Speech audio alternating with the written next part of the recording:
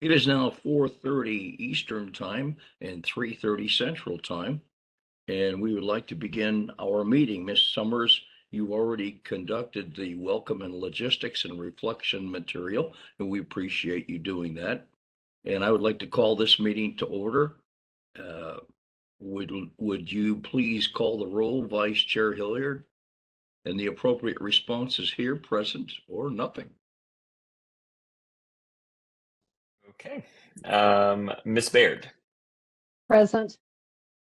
Miss Dockery, Present. Mr. Hilliard present, Miss Now, Present. Miss Singletary, Present. Dr. Stout has not joined us yet. Miss Winters also has not joined us yet, and Chair Carnegie. Present. Chair Carnegie, you have a quorum. Thank you, Vice Chair Hilliard. As the committee is meeting virtually, we have prepared a statement of necessity. Ms. Summers, would you please read that statement? Absolutely.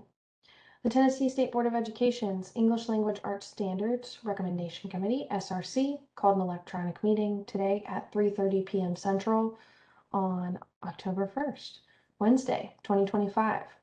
This meeting is called to continue proposing revisions to the ELA standards.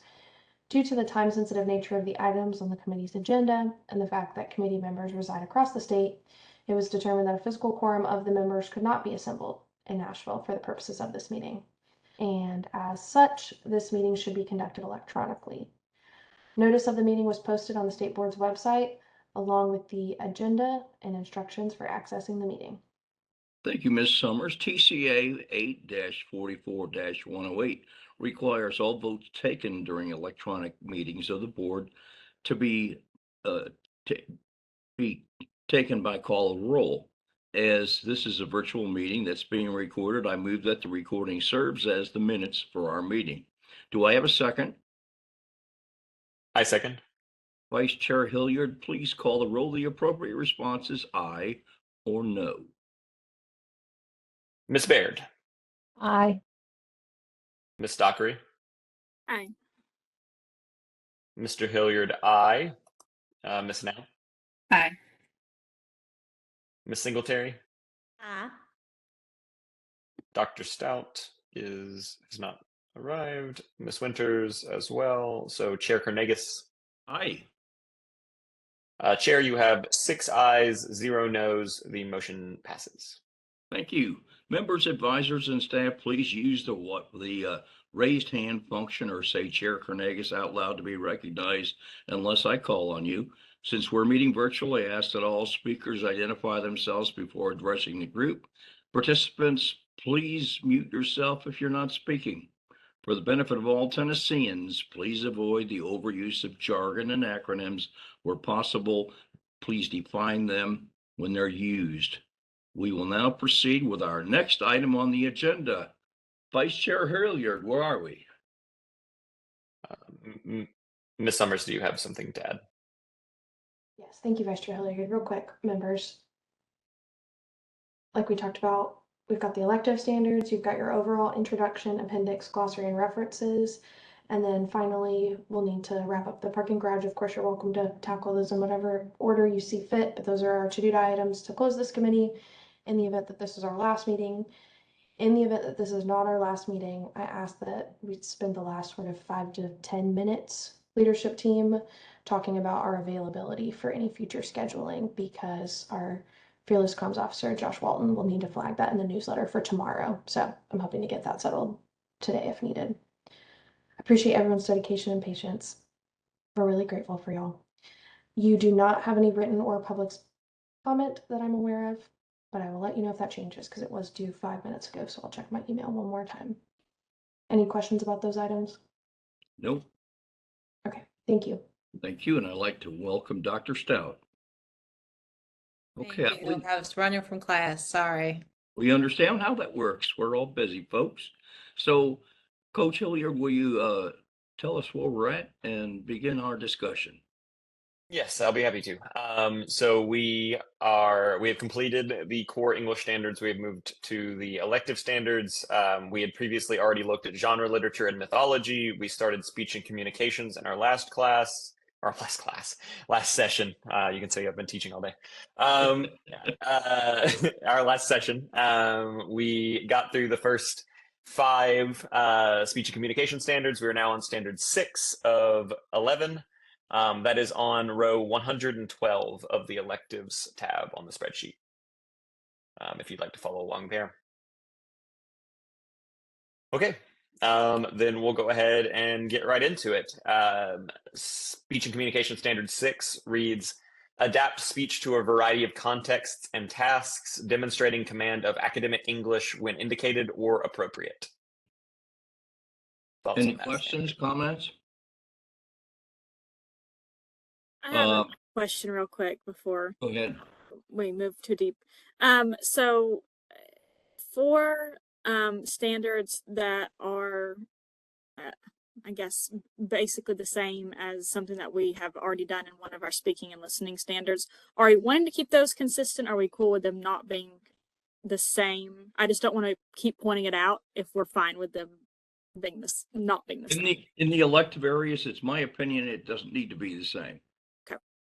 That seems to be our operating principle thus far.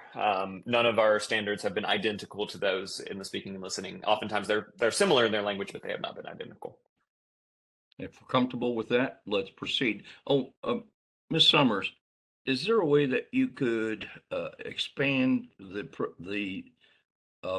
presentation, the visual that you've got there, maybe eliminate it? Yeah, because these poor eyes just don't have it anymore. Thanks. Well, I've tortured you through a couple hours worth of looking at a spreadsheet, so. All I'm happy right. to. Thank you. Okay, does anybody have any questions about the one that Co-Chair Hillier just read? If not, we're going to move on. We'll accept it. Accepted. Next. Okay. Next we have evaluate a speaker's point of view, reasoning, and use of evidence and rhetoric. I would presume we intend perspective there rather than point of view. Does everyone agree that that would be an instance where we'd want to say perspective? I do, and hopefully, since this would be a change here in the uh, in the speaking or speech class, that would be reflected in the standards guide, so that people will say, "Hey, what are you talking about now?" Can we do that, Banks? Just tell them about the change. We can for the English standards. We haven't traditionally had standards guides for elective courses. Oh, okay. Well, We just kind of respond to inquiries on an individual basis if we receive those, and we'll certainly Okay. be happy to do that. Yeah. All right. I would think that the switch from point of view to perspective should be one that I don't think that will cause confusion in Okay. both classrooms. All right. With that change, would everybody be okay with it? Hearing no objections, let's move on. Okay. Speech and Communications 8 is assess the stance, premises, links among ideas, word choice, points of emphasis, and tone used.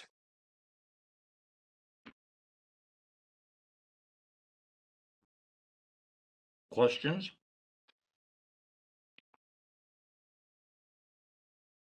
If there are no recommendations for changes, let's approve this and move Are on. we good to keep that one? Mm-hmm. Okay. SC9 reads use technology strategically.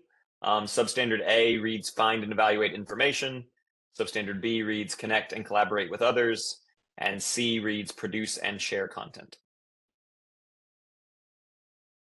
Maybe we- Stay consistent with what we've done before. Should we say use digital tools strategically? I believe so. Yes. I also do we feel as though the substandards here are necessary? They are quite short, and I worry that that outside of context, substandards A, B, and C sound like don't have anything necessarily to do with digital tools. In the context of the greater standard, it's clear that they relate to digital tools, but I don't know if outside of that context they would. You're right. Are you So suggesting? I would just say to use digital tools strategically to find and evaluate information, comma, connect and collaborate with others, comma, and produce and share content. I see. Yes. Oh, how are they connecting and collaborating with others using digital tools? I'm just asking the question. I mean, I think Just in the context like of we my are. classes, like, yeah, Okay. But they do that in good speech answer. class? Do they do that in they- speech class? I mean, they might be sharing a Google Doc. They might be using some sort of shared editing platform. There are other ways that they might be collaborating, connecting with peers. But yeah, I mean, I think they also could be using WebEx or Zoom or some other video sharing platform. Okay, all right. I I agree. just want to clarify: do we agree that the substandards here could cause a little bit of confusion, or is that just something I'm flagging? I that think no one they're else feels? unnecessary. I think you have described it in a better fashion than using the substandards. That's my opinion. And I would say we keep your recommendation. Use technology strategically to find, yeah. Okay. Okay with that? So it reads: use digital tools strategically to find and evaluate information, connect and collaborate with others, and produce and share content. Beautiful. Yes. Agreed? It's in. Okay. SC10 reads: initiate and participate in both in-person and digital communication. We use that language of initiate earlier, so I think we should maintain that language of initiate. So I don't have any edits unless other folks do. I say we keep it.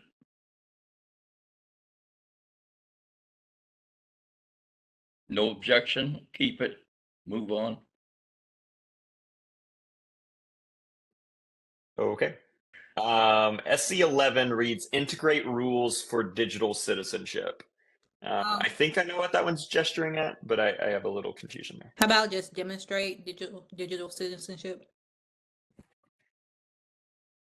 If we stay in alignment with other things with other standards that we address digital citizenship in, could we say use digital citizenship responsibly and appropriately? Or that was the language we used before. Not that we have to stay in alignment, but I would think just demonstrate. right.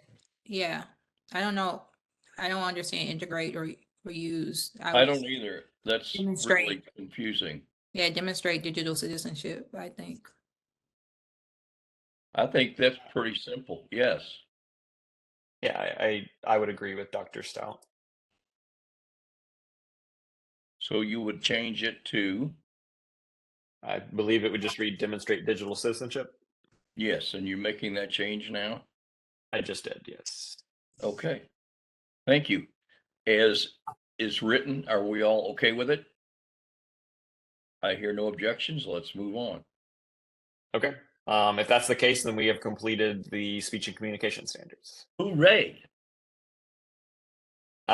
Since we're going to be doing elective standards the whole day, whole evening, I guess, would make sense for us to just start at the top and then move down. We've been kind of jumping around the spreadsheet because we've been trying to select short ones, but now since we're in for the long haul, I think it might be time to kind of start from the top and move down. If that I agree. feels okay to folks. Let's roll. Okay, that would move us to creative writing. So if I look back on the other that's near and spreadsheet, dear to the heart of many of our committee members. yes, it is. So just to see what creative writing is described as, it reads as: students in creative writing will focus on the imaginative aspects of writing fiction, poetry, and literary nonfiction. They will engage in lectures, discussions, workshops, and feedback sessions to improve their own craft. And they will study exemplars of various genres to explore possibilities and examine others' creative endeavors. So that is what the class is about. Okay. Uh, Are we we, ready to get into creative writing 1? are we charged to make any changes to that, or is that somebody's class definition that we don't need to tamper with? That is the current language in the supporting document, or the supporting language. Okay. We have not looked at any of the supporting language for electives yet. I propose that we look at that supporting language for electives after we've moved through the standards for the various I agree. elective courses, Okay. just since we have not done that thus far. I do think there are a couple things that I've flagged on that supporting language document that we'll want to take a look at, but I think that's that's better suited to a different later time. Okay. And Thank you. I will start taking a look at some of the language too on the supporting docs. I've done some of it, but not all of it, so I'll do that. Yeah, that'd be great. Appreciate y'all. And if you want to, you're not committed to these sections or this order or formatting. If you want to put any guidance, you're welcome to put guidance. I just ask that all the electives are the same. And then 2, just know that because we're integrating these documents, whatever glossary you have in the main document will be the glossary for everything. So if you needed to like define, I don't know, one of the word digital citizenship, totally up to y'all. But if you wanted to define that, it would just go in the regular glossary. I think we should probably flag that definition of digital citizenship, just since we're not really explaining that in the standard. So maybe we put that in the parking garage for later to define that. Is that where we've been putting glossary items, or have we just kind of kept those in our brains? I think Miss Now's been very thoroughly adding them to the parking garage. Great, thank you, Miss Now. That saves us a lot of back tracing. And have we have standards about digital citizenships in the lower grades as well, right? I remember we talked about it, but I don't know where we fell on it. I'll search. Let's move forward. Okay. Let's keep rolling. Okay. Then let's look at creative writing. So this would be row 3 of electives. Explore strategies and resources for accessing memory and expanding knowledge to inform writing.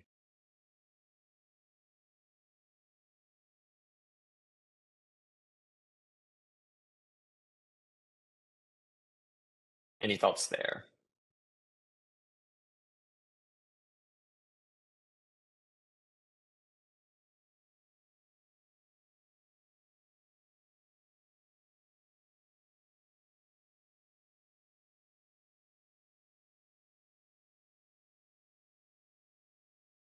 Chair, I believe you may be muted.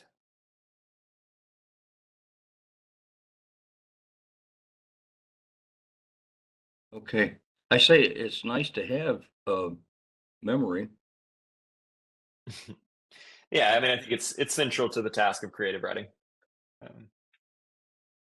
That is a task of creative writing, accessing memory. Okay. So That's my does own. anyone have any proposed revisions there?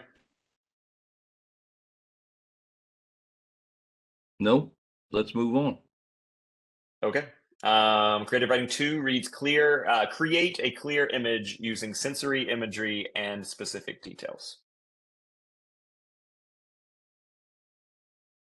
Can we better define clear image? Clear what kind of image?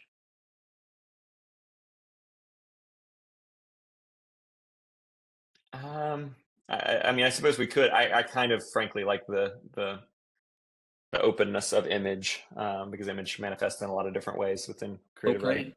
Anybody else have a question, comment? Hearing none, let's move on. Okay.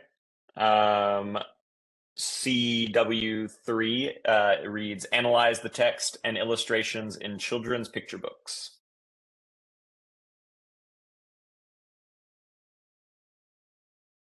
Just for context here, if in case you haven't taught a creative writing course, creative writing courses almost always, and you'll see in the 4th standard, have one of their early tasks is planning, creating your own children's picture book. So this is kind of the first step for that. Okay. It's kind of an introduction to creative writing. So if that does sound a little odd in the context of a high school course, it's just that's a common practice that has been implemented in creative writing classes. Okay, thank you for that clarification. Because it seemed strange to me. All right, if you accept that, I'm ready to go with it. I hear no objections. Keep it. Okay. And then the corresponding standard to that, CW4, is plan, organize, and create a children's picture book. No objections, keep it. Okay. CW5 is explore a range of poetic forms and be able to explain the opportunities and limitations of each. I have no notes there, but if anyone else does, I would be open to those. No. Does TDOE have any comments on any of the creative writing course work? No? We Okay. do not. Yep. Go ahead. That's one. We're going to keep that one. Okay. CW6 reads analyze personal essays and memoirs for structure and style. Anything? Nope. Move it. Keep it. Okay. CW7 reads plan, organize, and create a personal essay. That one is missing a comma, but outside of that, I don't have any recommendations. Anyone? Keep it. Okay. CW8 reads analyze various short story techniques and create a short story incorporating one or more of the techniques. Anyone? Nope. Keep it. Okay. CW9 reads capture dialogue from real life situations and analyze conversational patterns. Anyone? Nope. Keep it. Okay. CW10 reads create biographical sketches for the observed dialogue. Anyone? Seems a little odd to me. Yeah, It's almost like it's a, yeah, I'm sorry, go ahead. no, yeah, continue. I was cutting you. No, it's almost like it's a continuation of the previous standard. Yes, I feel that way too. I think that was the intent from looking at my notes. So you could possibly combine them. They were separate standards in the previous rendition also, so. I have a question as a non-ELA teacher. Is a biographical sketch, is that an activity or is that a form of writing? What is a biographical sketch? In the context of creative writing, a biographical sketch would be like in this instance, they're listening to dialogue or they're getting dialogue outside of context of any other outside of any other context. They're just seeing dialogue, and then from the dialogue, they're attempting to craft a character that would speak that way. So it's an attempt to kind of to flesh out the biography of a person just through hearing what they say. Okay, that's helpful. Thank you. I think I don't necessarily know if this one has to be connected to the CW9 because I don't want it to just be like you could do biographical sketches from something other than just observed dialogue from real life situations. But you might create biographical. I'm thinking of something I might do in my classroom. Like I might remove dialogue from a published short story and not have the students read the entire short story, but just expose them to that dialogue and ask them to craft characters that would speak in that way. And then with the context of the added story, we would then read the full story and see how much their crafted characters align with the characters in the published story. So those are two separate activities. They can certainly be connected, but I don't think they have to be. Okay. I think you could just say create biographical sketches from dialogue. Okay. Yeah, I would go along with that. Does anybody have any objections to that? All right, let's keep it as modified by Co-Chair Hilliard. Next. Okay. CW11 reads develop distinct characterization within a short story. Anyone? No comments? Let's go. Approved.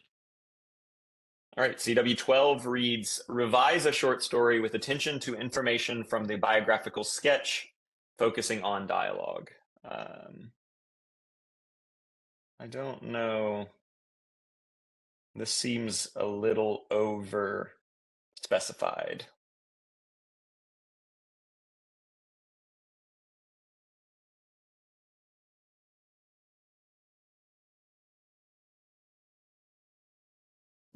Again, it seems like a continuation of Mhm. one of the previous standards.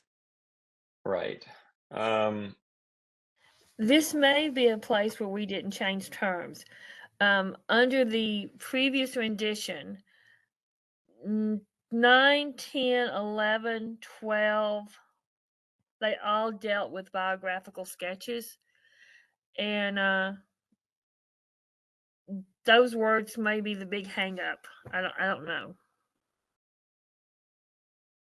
I mean, do we have, I don't see that there are any other standards related to revision. Could we simply just say revise writing?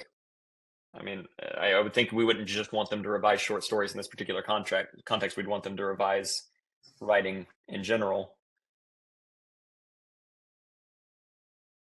That makes sense to me because later on we do have writing for a variety of audiences. Mhm. So, you know, we have that the standard otherwise, you know, revise, try a new approach. So to me that makes sense. If we The change it to language- It seems more like process to me than standard. I Well, mean, in the context of that distinction gets a little blurrier in an elective course, because sometimes the process is the thing. But I guess I just wanted to make it broader because I don't want them just revising this one short story at this particular time. I mean, the whole basis of a creative writing course is basically workshops and revision. So I don't think it should just be happening in one particular context. then do we Ms. need to Dockery revise? have a? Did Ms. Dockery have a comment? Yes, I I'm heard just you. wondering if we change it to just revise writing, if we put it in a location around the standard that Miss now mentioned, just because I feel like it'd be kind of awkward placed in the middle right here. Well, Okay. actually no, because I changed my mind. Yeah, because we actually do get into that. I misread. My bad.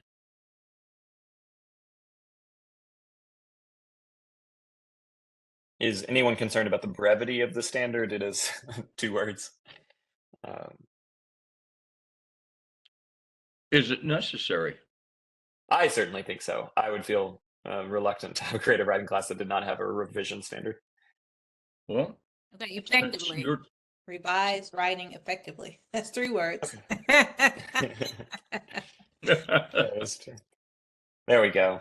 That's rigor. That's rigor. I just added. Yeah, we're a verbose crew. We have to add the words. All right. I like it. Everybody have any problems with it? All right. Well done. Let's move on.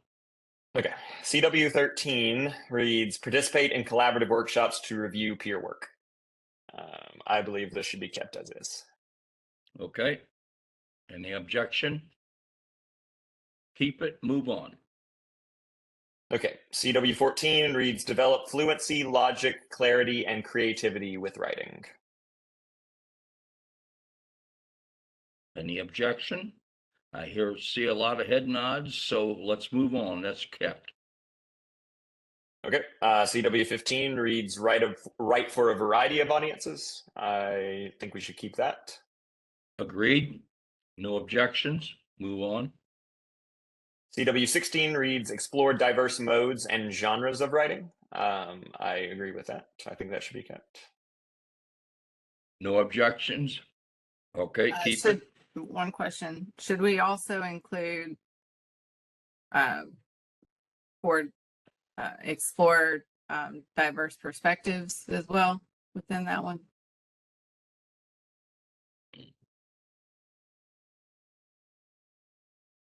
What do they mean, diverse modes?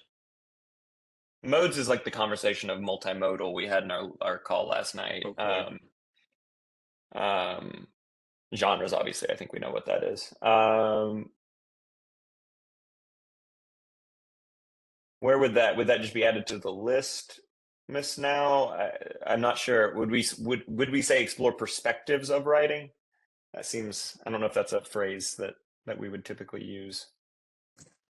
I was just trying to make sure that we were capturing, even within the elective standards, some of the conversations that we had last night. I'd like to continue that in our electives as well. So Yes.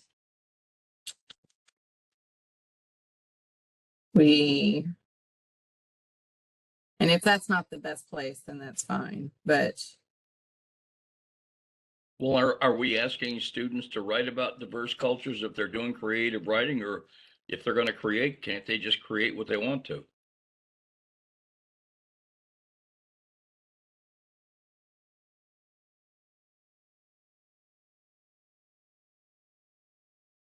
That's the only question I would have. I don't know that we need to put it in here, Miss Now, perhaps elsewhere. Any other comments about that? I agree with Miss Now generally, that language needs to be included throughout the elective standards. But I think I may agree with Chair Carnegas here that I don't know if this is the exact place. I guess this is really describing their exploration is through writing rather than through reading, it seems. Explore diverse modes and genres of writing, like they will be exploring through their own creation. Whereas I think exploring diverse perspectives, we typically imagine as happening through reading. All right, so then are we okay with the wording as it is written here without revision? Yes, let's keep it, move on. Okay. CW 17 reads, utilize evaluation and revision skills through the writing process. Isn't that what we had in CW 12? Yes, I would say it's comparable. I like the way that's said right there. Maybe we could eliminate 12 and just renumber. What do you think of that? What else? There's duplication there in my mind. Yeah, I mean, I think the only possibility I could see, like the active evaluation is slightly different from the active revision, especially in the context of a creative writing workshop wherein you're evaluating the works of your peers. And that is like genuinely a crucial skill to develop in a creative writing workshop is how to evaluate the work of others and not just evaluate one's own work. So I'm not sure if the revision skills portion needs to be there, but I think utilize evaluation skills throughout the writing process might. Well, if might you're be talking worthwhile. about peer evaluation, maybe we need to focus that on peer evaluation. Otherwise, I think it's, but I'm sorry, Chair Cornelius. I just think it's duplicative. But I understand where you're coming from. But I think it would be best if we narrowed that to talk about it. It makes sense if you're talking about peer evaluation in that setting. Yes, I see your hand. Thank you, Ms. Now. I'm sorry, we've not been consistent about that. I know I have not. We already have CW 13 participate in collaborative workshops to review peer work. Yes, we do. So do we feel that this standard just needs to be deleted then? Have we covered these bases? I think so. Does CW 17 say what we want to have better than CW 12?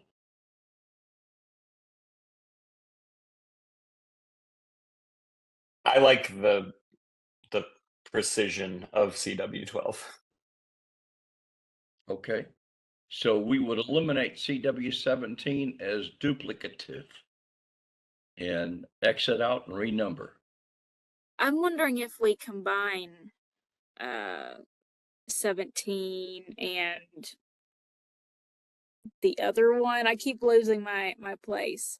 The collaborative workshops, because I'm wondering, you mentioned that evaluation piece, and are we okay with missing or losing evaluation? I've never taught this class, but I'm just interested what you all, maybe who have taught it, think that's something that's okay to lose or not.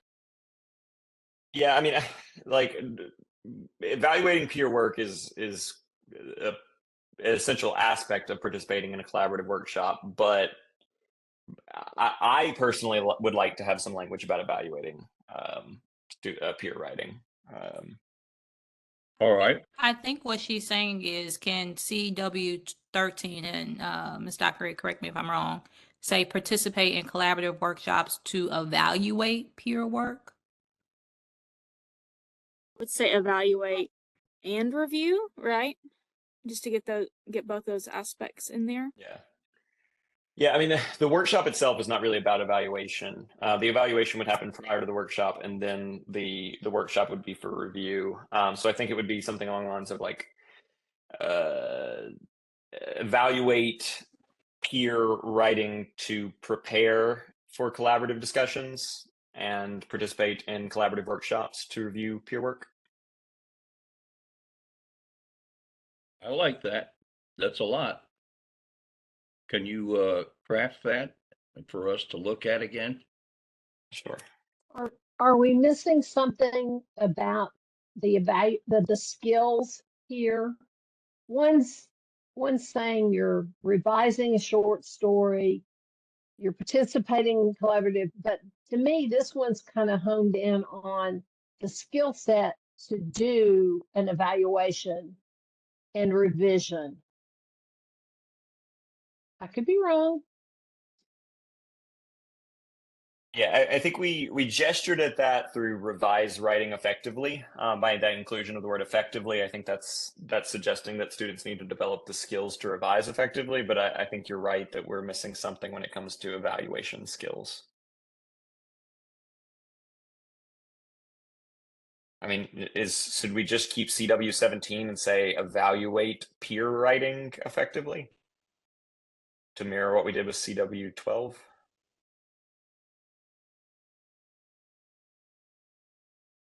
Well, I guess I'm back to why the word skills is stuck in there, because there is a way there, and we all been there.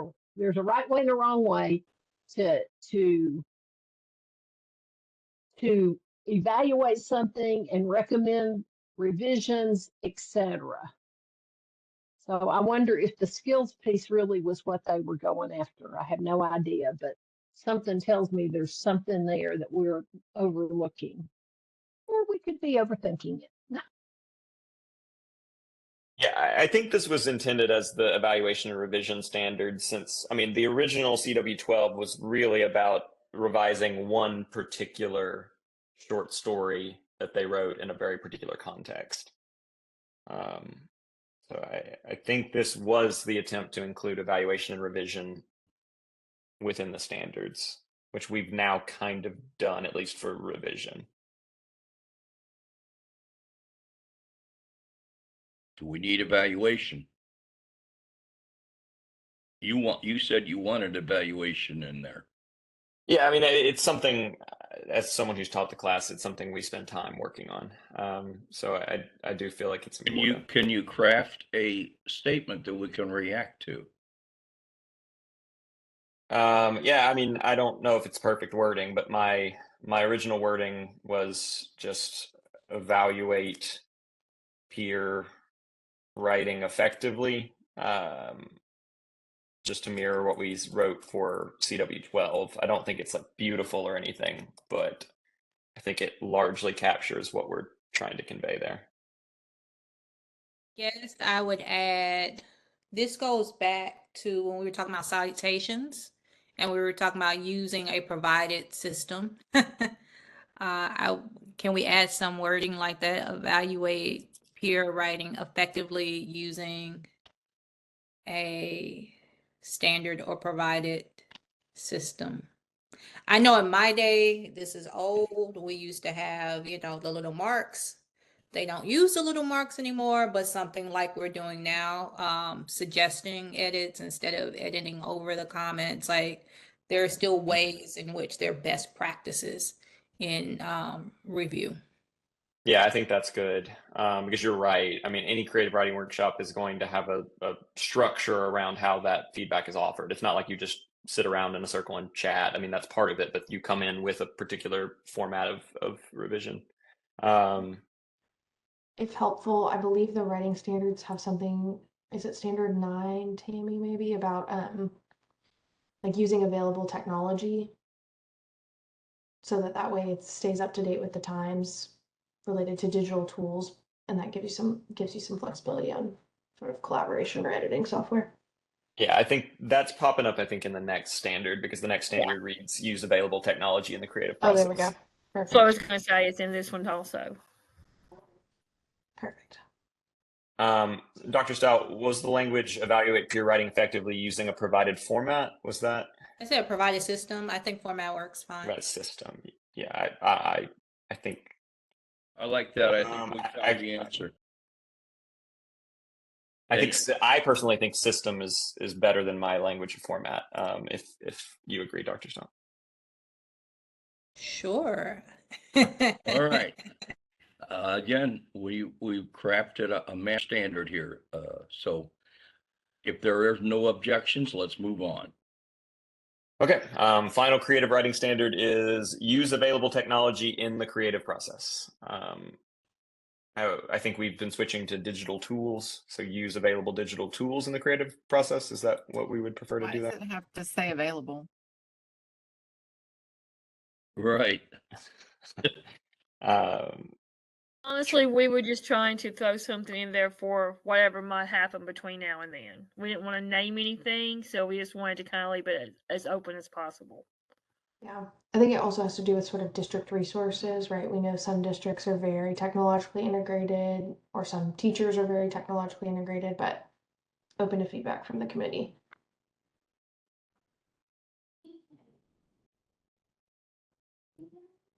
We haven't done it. I think the elsewhere. available. Yeah, I think available is implied here. Yeah, I don't think it's necessary either, but we're going to change technology to digital tools. Yep. Okay. Any questions about what's been created now? No? Well, then we will approve it and move on to the next one. Okay.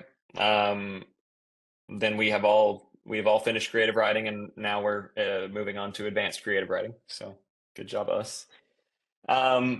Advanced creative writing. Students in advanced creative writing will focus on the imaginative aspects of writing fiction, poetry, and literary nonfiction. They will engage in lectures, discussions, workshops, and feedback sessions to improve their own craft, and they will study exemplars of various genres, including drama, to explore possibilities and examine others' creative endeavors. Within advanced creative writing, students will deepen their abilities and understanding of effective techniques and genres for creative expression, as well as craft extended written products that are revised and honed over longer periods of time. So if the first creative writing course is mostly about writing shorter things and getting lots of feedback on those shorter things and just a constant iterative process, this is more about crafting slightly longer works. Okay. Okay. So advanced creative writing 1 reads, study the structure of a 2-character scene and create an original scene. Questions? No? Accept and move on. Okay. Advanced creative writing 2 reads, study the role of conflicts, and conflicts has an S in parentheses, for the characters and how writers use conflict to develop the theme. Comments, changes? Hearing none, we move on. Would it be better because we're just saying the theme, would it be better to say study the role of conflict for characters? Right, just like speaking more generally, just study the role of conflict for characters and how writers use conflict to develop the theme. That way we're saying singular conflict in both places.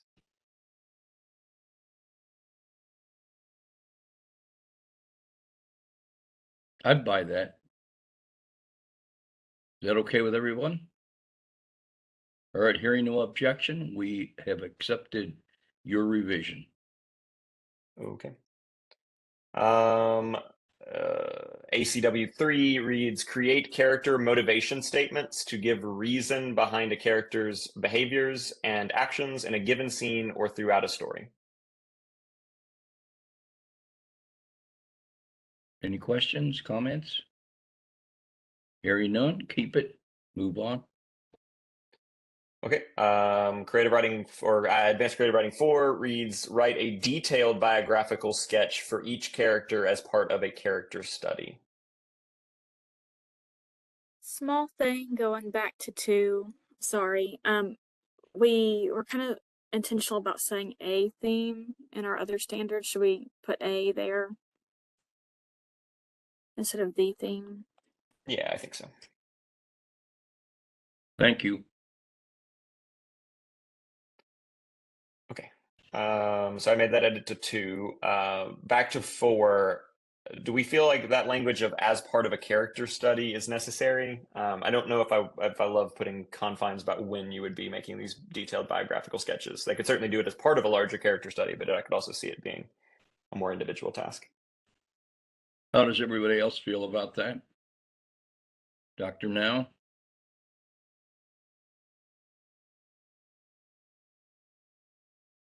Are you teaching advanced creative writing? Oh, no, I am not. I agree with Mr. Hilliard. Okay. So we will accept your revision as stated and written.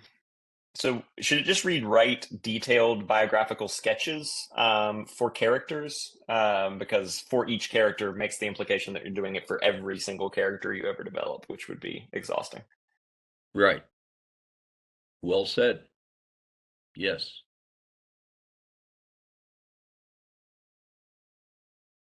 Okay, so write detailed biographical sketches for characters. Are we good with that? Okay. ACW 5 reads, develop a soliloquy for each character in an original scene, or create an inner monologue for characters in a professionally written script. Same change you just suggested. That seems like a lot of soliloquies if we're going to write them for each character, but that's just me. Yeah.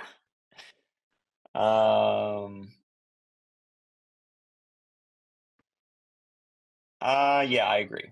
That seems exhaustive in a way. And I think we should largely try to eschew like having these really strict requirements for what the assessments will look like, or the activities will look like in a class, since these are standards. So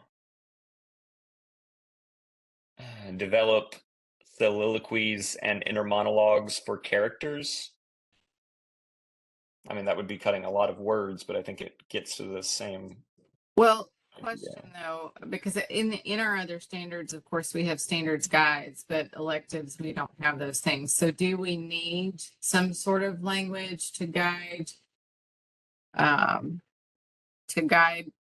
what are essentially summative assessments? Or no, I don't teach the class, so I'm asking the question. I mean, I would not think so. In my experience, these creative writing courses tend to not. If these are the standards, I have found that they are often not always followed. So I think adding a little more freedom could likely result in classes that better align to the standards rather than creating really prescriptive standards that force the course to look in a particular way. Banks, perhaps you can correct my thinking on this, but in a lot of these courses, they're developed by a creative teacher that has a group of students that have particular interest, and then they write the course up, and then you guys approve it. So it's not used universally very around the state. It's usually created by a teacher for a group of students, but it's Yeah. available to the rest of them. Yeah, these are actually entirely developed and implemented by the LEAs. We don't approve them at the state level or anything like that. The only thing we do at the state level is make sure that course codes are correct and so forth. So I think as Mr. Hilliard was saying, there's a lot of flexibility, you know, from LEA to LEA, from teacher to teacher, school to school, et cetera, in terms of how these are implemented, taught, et cetera. Right. Yeah. Okay, so Can I also add, I was just looking at the introduction, and this sentence might be informative for some of us. It was for me. The following course topics are suggestions and ideas that can be built upon in the local context to ensure student interest and teacher expertise in the genre. So it kind of allows for some flexibility. Even in the introduction, it says that. It's a great point, Dr. Stout. And there is some guidance in some of the sections. I'm trying to remember. I think, is it mythology? I think that Tammy and her crew added a bunch of options to sort of get the creative juices flowing without being restrictive. Oh, also That direction attention in to genre detail. literature. Yeah, genre literature as well has that those lists of options. and none of these elective courses are being evaluated at the state level, correct?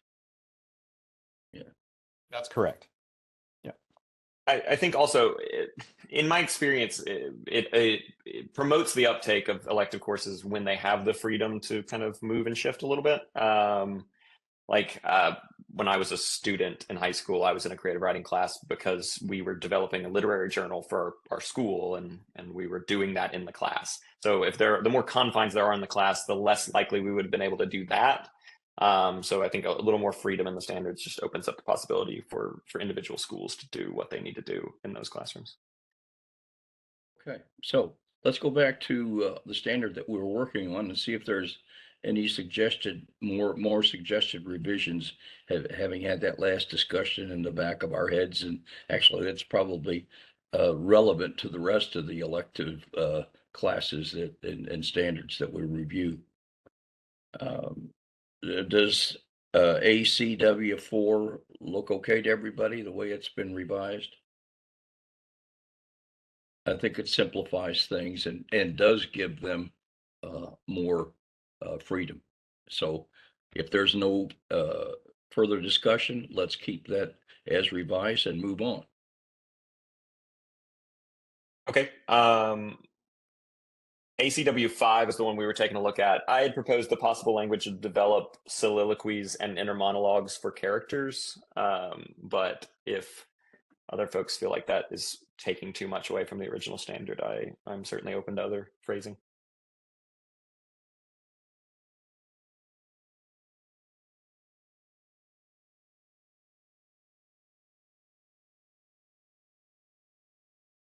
Why is there a definition of a professionally written script? I think they're just intending to indicate a published script versus their own original scripts. Is published a better word? Well, I mean, my recommendation was to remove the language of professionally written entirely. Okay. I because didn't see that. I don't frankly see the point of just doing soliloquies for characters in an original scene and just doing inner monologues for characters in professionally written scripts. That feels too prescriptive to me. And so we've just simplified it the way you've written in number 5. That is my proposed language, but I don't want to railroad the conversation. So if that's not how other folks feel, then I would certainly be open to it. Well, does anybody have any further comments or suggestions for this? I hear none, so they like your language. So we'll accept it as written. Thank you for that. Okay. ACW 6 reads, as a study in character development, write a letter from each character to the other characters.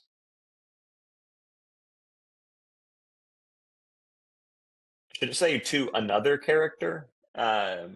Either letter should be plural or character should be singular, because we're writing one letter to several other characters, which seems odd. Does anyone have thoughts on which one of those should change?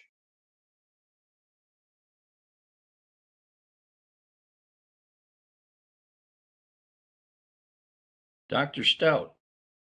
Well, actually, I don't have opinion on the soliloquies conversation. Are you just Okay. looking for wordsmithing at this moment and not just Yes. an opinion? Okay. oh, and we've moved past the soliloquy standard. We're on as a study in character development. Write a letter from each character to the other characters.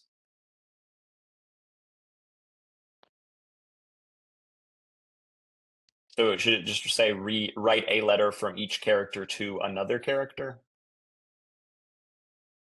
Or I mean, I don't know. I feel like that still loses Yeah, something in the write a letter process. from each character to another character to practice character development.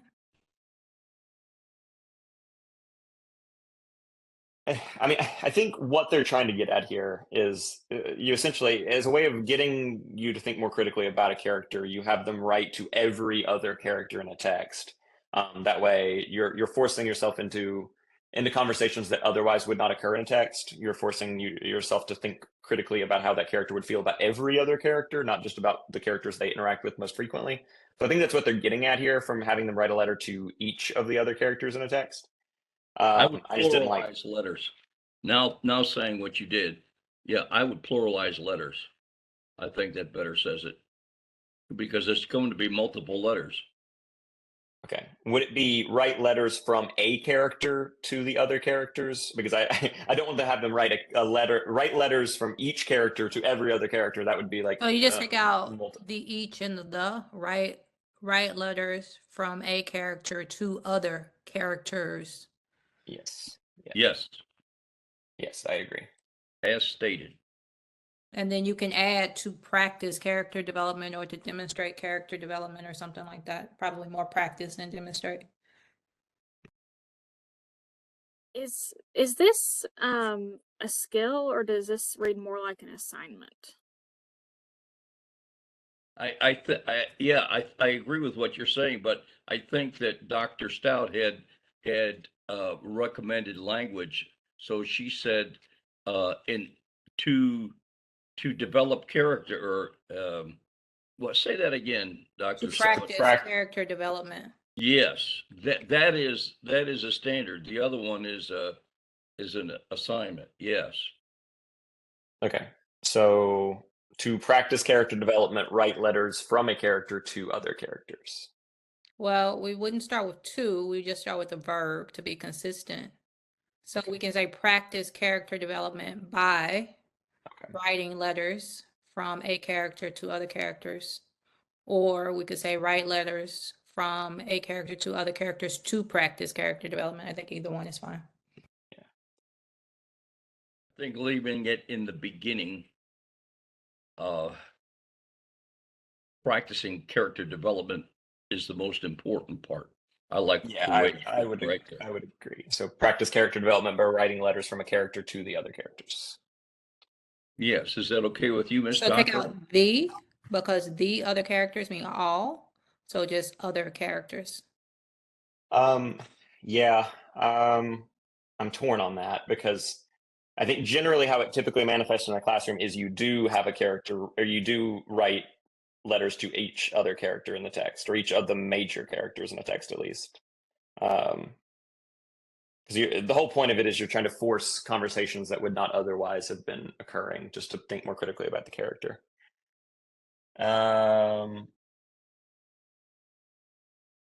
So, but then the does indicate all characters. So I don't know. I'm torn on that.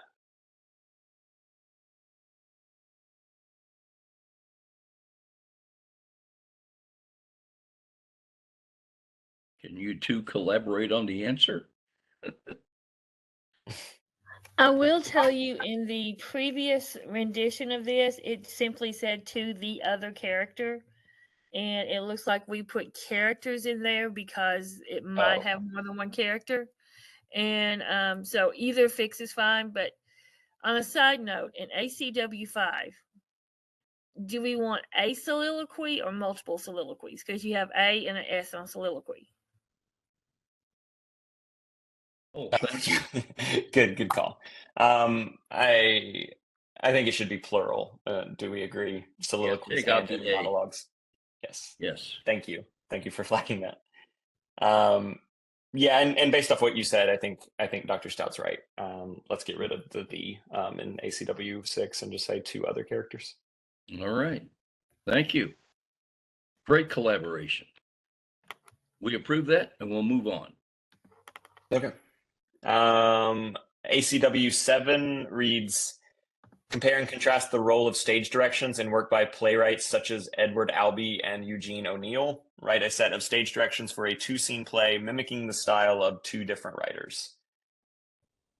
Do we need to mention specific I don't personally writers? think we should shout out Edward Albee and Eugene O'Neill specifically. No.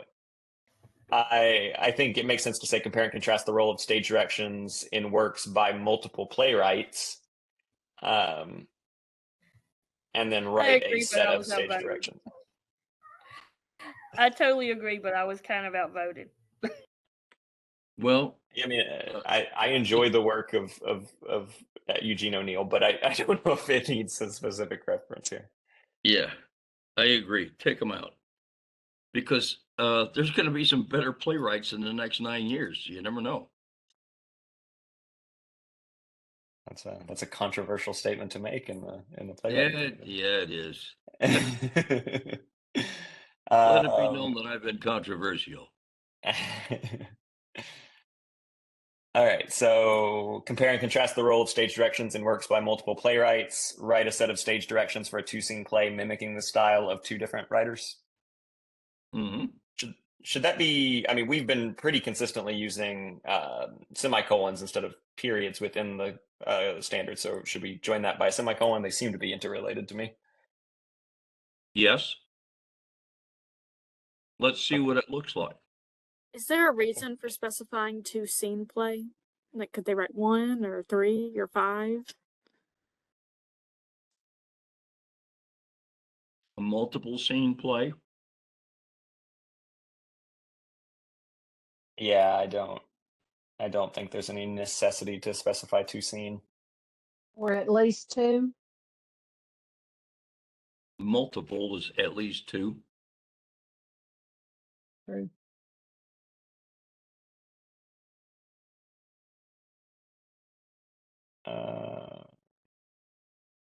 I mean, does it matter how many scenes it is for this particular task?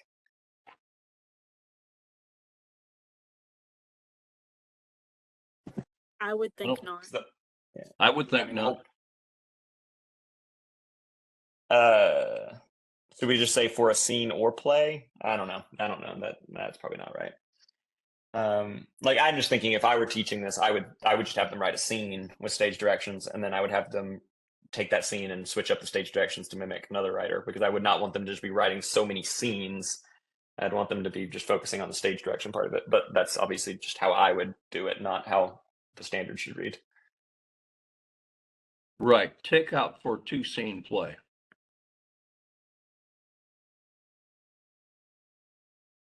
Or for a play. So Stage directions read for a set play. of stage directions mimicking the style of 2 different writers. Yes. And there in lies flexibility for So instead of read, ELA. for the sake of clarity, should it say write 2 versions of a set of stage directions mimicking the style of 2 different writers? I don't know. Because I guess if I'm envisioning, like, if I just say write a set of stage directions, but you have to mimic 2 writers while you're doing it, that seems like it would be this weird act of synthesis rather than let's do it once and then let's create another version of this exact same scene mimicking the stage directions of another writer. I agree with you. It's a lot. It's clear. Yes.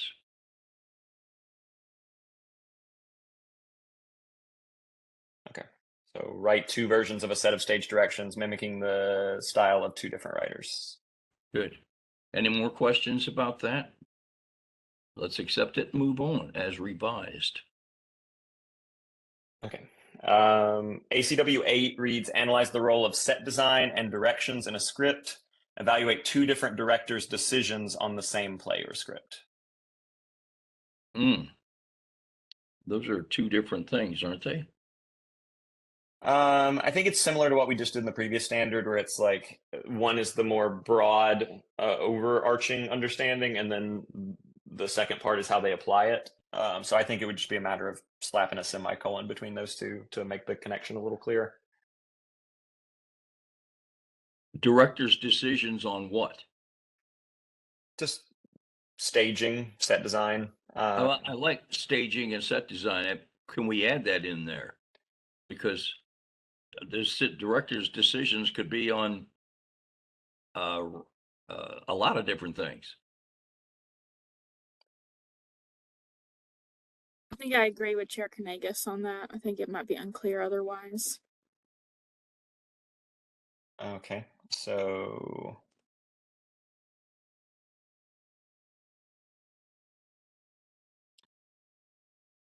it would read, analyze the role of set design and directions in a script, semicolon, evaluate two different directors' decisions on staging and set design on the same play or scene. Yes. Any objection? Okay, let's move on. Okay, ACW 9 reads, analyze the role of costume decisions and determine the appropriate amount of direction in a two-scene script. Whoa, that seems like two different things. Yeah. I don't see the point of having this language in here about determining the appropriate amount of direction in a two-scene script. That feels completely unrelated to the role of costume decision making. Right, and that's all about direction. That's not about creative writing. That's more like putting on a play.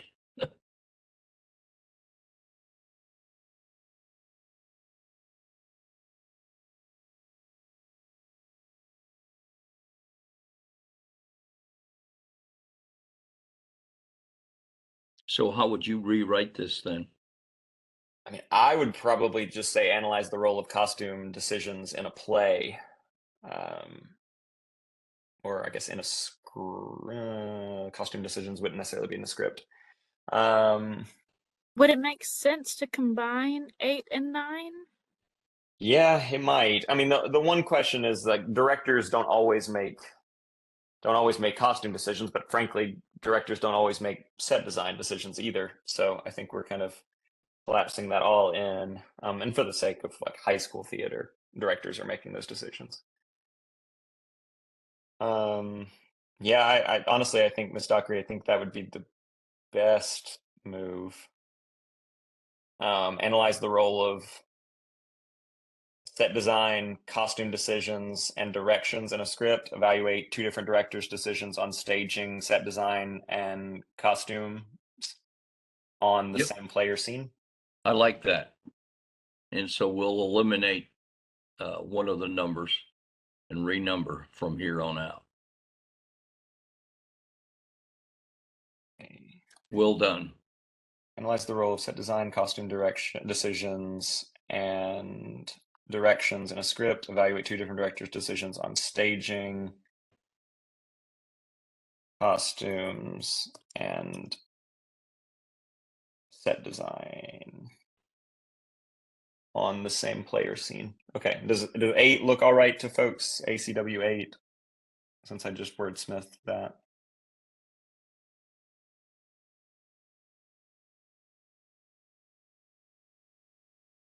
I think set design should come first and then staging should be at the end, actually, just to maintain consistency.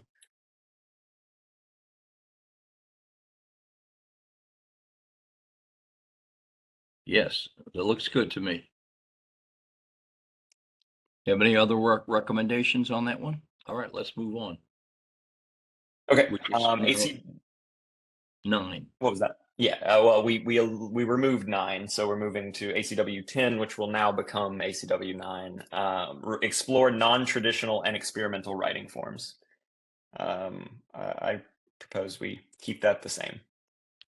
Agreed? Any objection? Nope. Let's move on. Okay. ACW 11 reads, develop a series of short form writing and explore applicable ways to publish or publicly share this writing.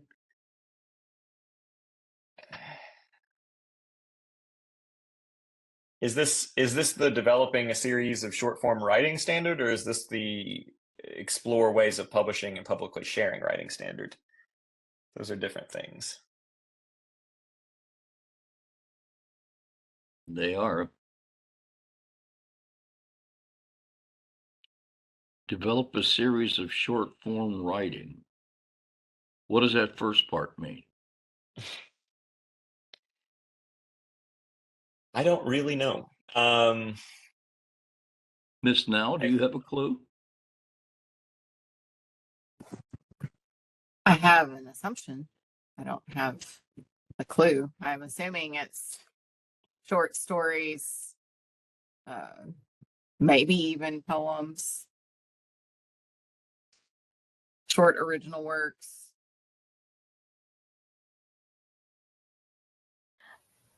I can tell you the previous rendition said develop a series of micro essays, and we were not sure what micro essays exactly meant. Well, that's unfortunate because micro essays are fun. But I think you made the wording better. I just don't know if you need the word series. I think it's just develop short form writings, perhaps. Yeah. Oh, I mean, I think if the idea is like what Miss Now was saying, where it's a series of works that are related in some way, which I think is interesting. I mean, having students write multiple short stories that connect in some way to each other, or having multiple poems that connect in some way to each other. I mean, that's what book creation looks like for short form writing. So that's a useful enough skill. I just don't know if a series of short form writing is really conveying that clearly. Maybe develop a series of connected works and explore applicable ways to publish or publicly share this writing. Tammy, were they to be connected? Was that the original intent? Honestly, from the original standard, we weren't sure because it just read develop a series of micro essays and explore journals and magazines that might publish them. So we took theirs and went to the series of short form writing because that seemed to open up some possibilities. And instead of just looking at magazines and journals, any possible way to publish. We didn't say they had to be connected, but that surely is an option.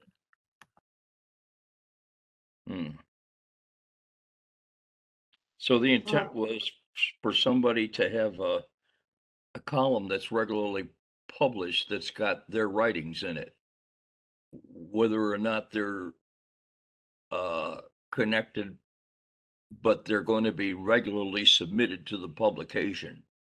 That could be about a number of different things.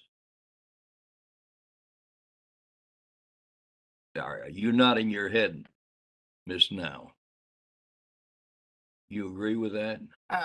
Yes, I would assume so. I would assume that the goal of an advanced writing class would be in some way to publish in some form or fashion some of those writings, or a goal, I should say.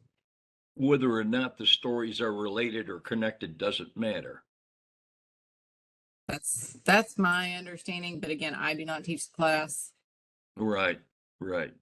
Do we even need to specify a series of writing? Should it just say develop writing and explore applicable ways to publish or publicly share this writing? Yes. I don't know if we need to specify exactly what type of writing it is. If we're just, I would if this think is that really, would be the larger goal. Yes. Yeah. Yes. And that would also make the standard, I think, a little more focused than it Yes. currently is, where it seems to be about chaining works, but also about trying to publish them. Agreed.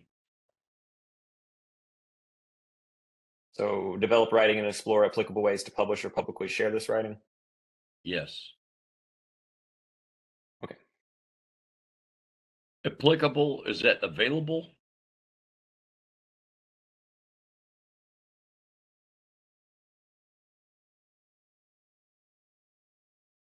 Yeah, I think I like available more. Okay. Let's make it available then. Because if it's applicable, it should be available, I suppose. Well, I don't know. Maybe that's optimistic.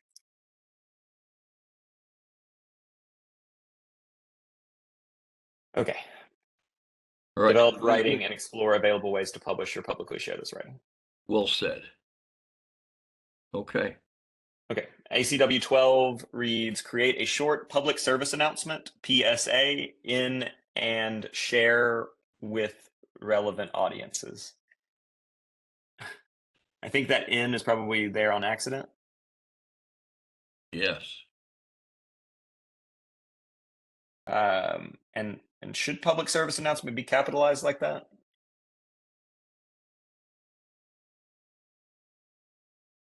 So the letter should, Yeah. but Right. not the words Words spelled don't out. have to be, Yeah. right. Yeah. Okay. Yeah, that's what I was wondering. So create a short public service announcement, PSA, and share it with relevant audiences. Okay. Yes. Does that language sound all right to everyone? No objections? Hearing none? I would just take out short. There are different types. You can have a long one if you want. Just say public service announcement. I agree. I agree. Yeah, I agree. I have a note about 10. I'm sorry to keep going back. I'm kind of a slow thinker. I like to marinate on things a bit, but I feel like the applicable word or applicable, maybe appropriate, might have been important because I'm thinking about how like a lot of times those places where you publish, they have specific requirements. Like it has to be in this type of theme, or it needs to be this length. I just remember in college having creative writing class and just going over those things and being given some guidance of if you want to submit to this magazine, these are the guidelines you need to keep in mind. But I've never taught the class. So is that a conversation that you think is important in a high school creative writing class? Does available cover that, or will that take away that conversation? It's not available unless they follow the rules. Yeah, I do. I see what Ms. Dockery is saying, though. It does shift it because when it's available, it's just like find anywhere that might publish you and give it a shot versus applicable ways of what's the language? Applicable ways to publish or publicly share this writing. I understand. Is there a better word than applicable? I thought about that too, but I wanted to keep silent because to me that means you could self-publish, which I don't think is the goal. And so, is it credible? I don't know what's the opposite of self-publish.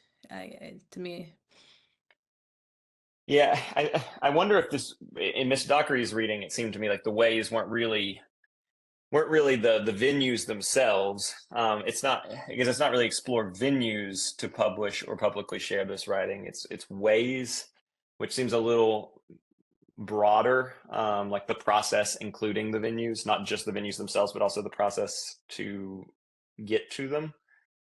Is it endorsed?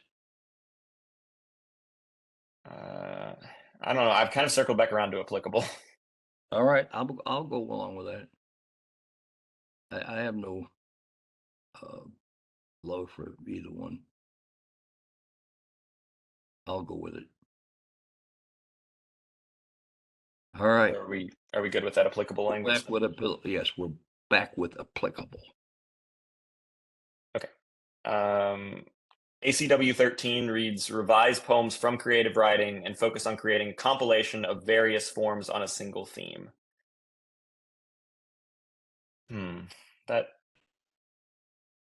Those could be the same task, but they could be different.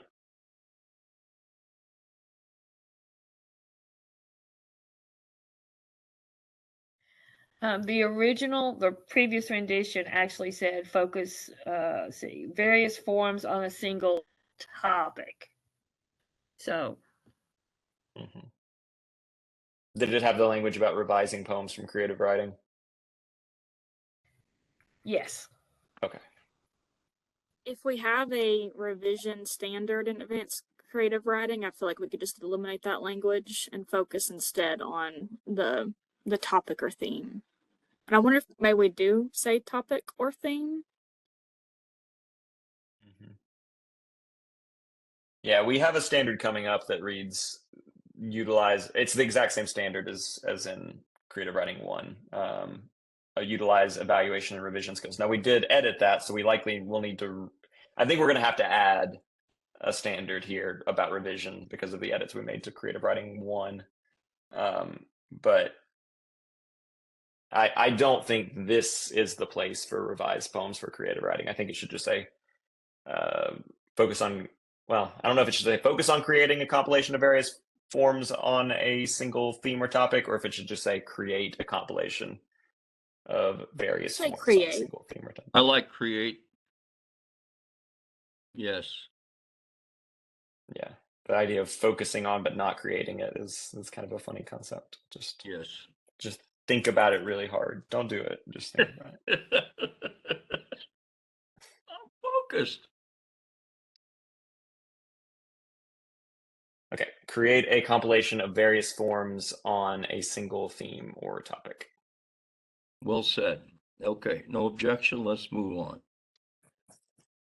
Okay, ACW 14 reads, engage in collaborative discussions to provide peer feedback to improve communication skills and reflect on one's own strengths and weaknesses as a writer.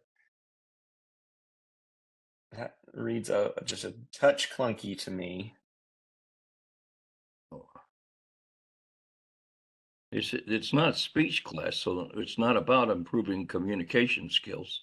I mean, it shouldn't be a standard here in creative writing, correct? Yeah, I agree. Should it just say engage in collaborative discussions to provide peer feedback and reflect on one's own strengths and weaknesses as a writer? Bingo. I think that's what the point is. That's what I would want my students to get out of it. Good. Anybody have any objection to that? Ms. Doc? One needs an apostrophe. Yeah, I added that. Thank you. All right. Thank you. Let's move on. Okay. ACW 15 reads, develop fluency, logic, clarity, and creativity. We kept this exact same standard. Well, it had the language with writing at the end in the creative writing standard. So we should either add with writing to the end of the standard, or we should delete it in the previous class.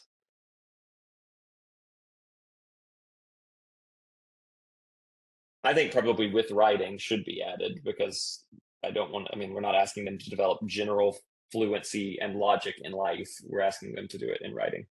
Yes, I agree. It was just inadvertently left off.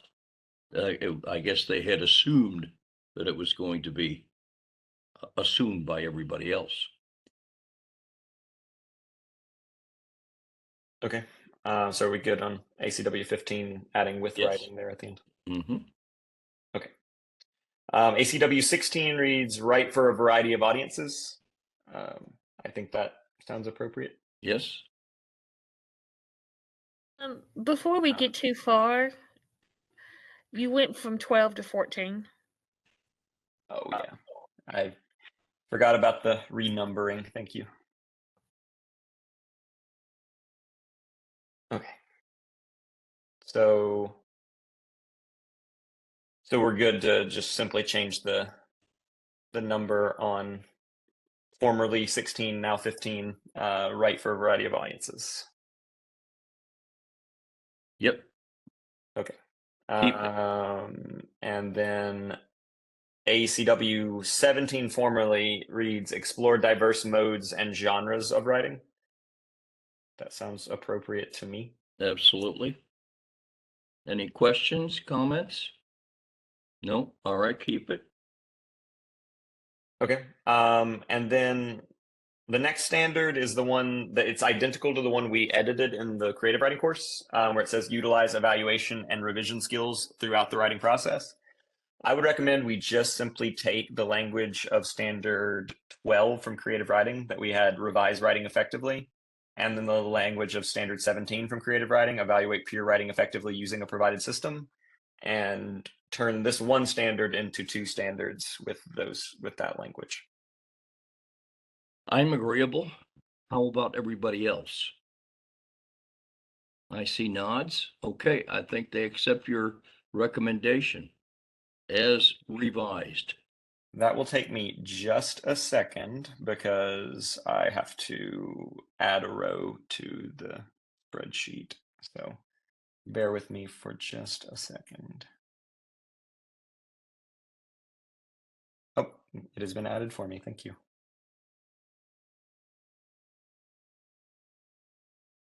And then we're adding a new ACW 17 or 18.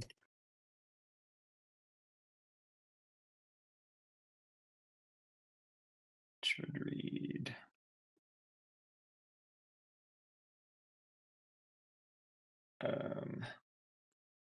Evaluate peer writing effectively using a provided system. Okay, so does that look appropriate to everyone? It does to me. Any questions, additions, corrections? Nope, let's move on. And then this language down here is the exact same language for the final standard as we had for the final standard of creative writing. So I propose we just simply use this same language again of use digital tools in the creative process rather than available Yes. technology. Hearing no objections, we have just completed ACW. We have. Okay, Well done. so we have done the creative writing courses. What's next? Next up is a biggie. We've got journalism, I believe. And we have a number of journalists in our midst. Yeah, so this is a big chunk because we have 4 different journalism courses: journalism 1, 2, 3, and 4. I would assuming we're going to try to check for some scaffolding within those courses. I think that would be wise. Even if the previous teacher didn't do that. If we want to see somebody duplicating this, we want to make sure that scaffolding is in there. Yeah. For context, we've I got agree. 67 standards in journalism. Okay. So this is about 40% of our overall elective standards. All right. Well, let's get into it. Sounds juicy to me. It is a bit juicy. All right. So journalism 1, standard 1 reads, demonstrate speaking, listening, and research skills, which all facilitate interviewing and other oral communication activities.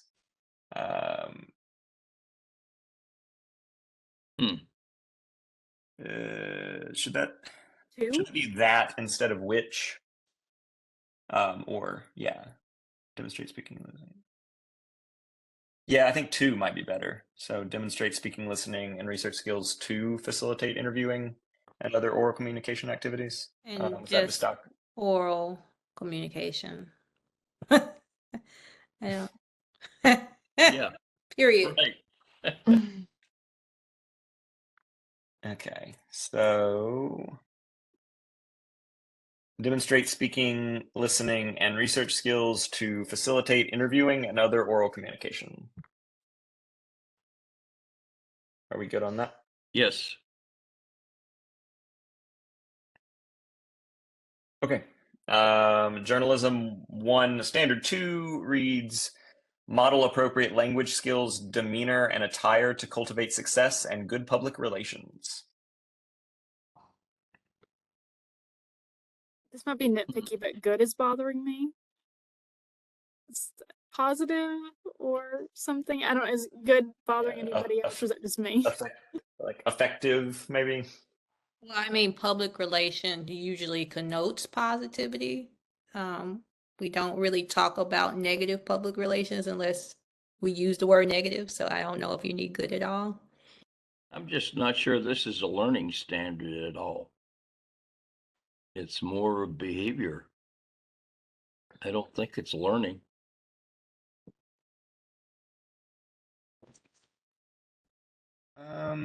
I mean, I don't teach this course, so I can't speak to it, but Just in general, I- they're just asking to manage attire and demeanor and looking good.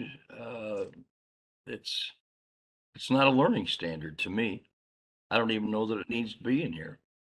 I don't know, you might be surprised. Sometimes kids do need a little help with those aspects, so. Sometimes these skills have to be taught now. How did that look in the original iteration, Tammy? Demonstrate appropriate language skills, demeanor, and attire to cultivate success and good public relations.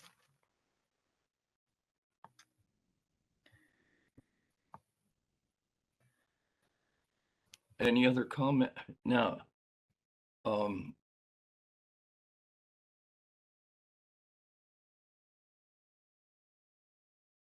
what were the proposed edits here, just so I can reflect that? Patty, you know all about this, trying to sell stuff to the government. I can tell you a lot of people come into the workforce not knowing how to do those things. They're brilliant, but Mr. Hilliard, But do I we heard some want to- discussion on good versus effective versus maybe NA. Okay. So do we have a word we want to use in lieu of good, or do we want to just eliminate good? What are we thinking there? And before we get to good, can we talk about why? The why, right? To cultivate success in good public relations.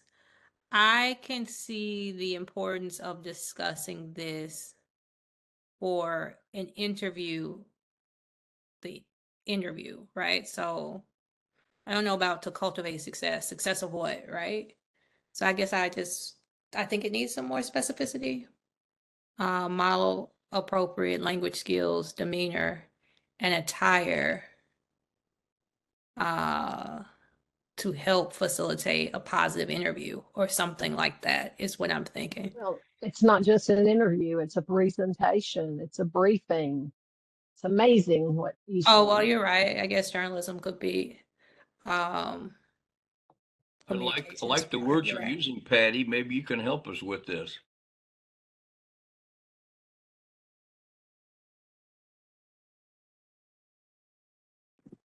Is what we're looking for professionalism?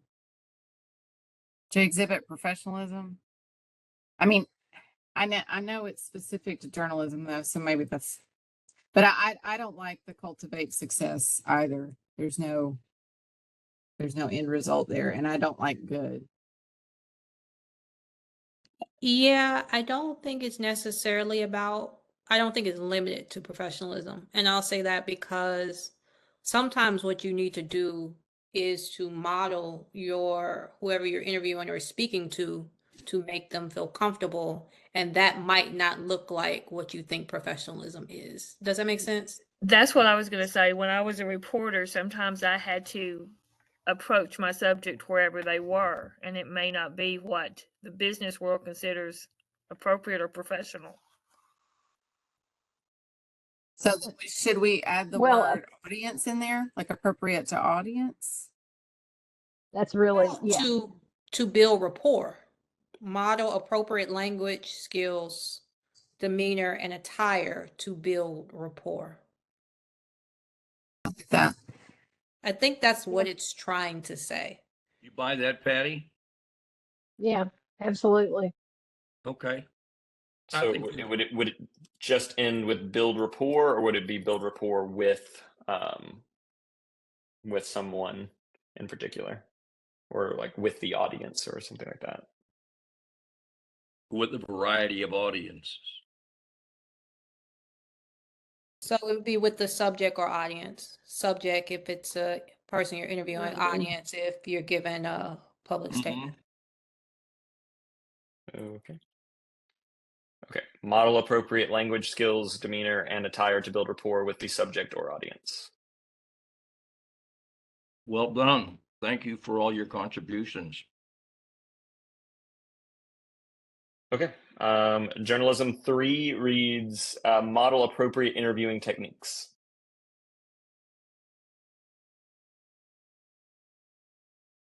Any changes? I hear none. Approve it. And how do you model those? Shouldn't you demonstrate them or apply them or something? How about just use, Use them. utilize? Just kidding. I will say, just for the sake of hopefully simplicity going forward, the next 1, 2, 3, 4, the next 4 standards all talk about applying things. So maybe apply appropriate interviewing techniques. But we could also change the language of the future standards to not be apply if we want to create consistency. I think use is fine. We've used use so many times today. I also didn't love the language of model. So should we change that as well in the second standard, or do we feel like it works there?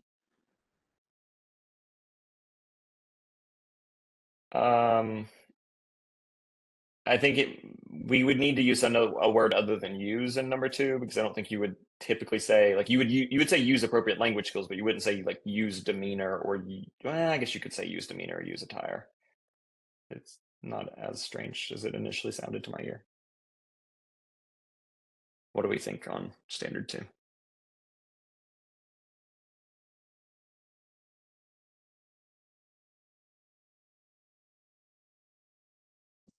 I'm fine if we want to change it to use. Or demonstrate. You could demonstrate demeanor, yeah. Yeah, I'd say demonstrate. I'm good with that. You demonstrate attire though. Uh, Oh, you're right. Yeah. I guess that's model probably is the best thing for all of those Yeah. different situations. Yeah. So are we sticking with model then? I think we are. Yeah, because a tire messed us up there.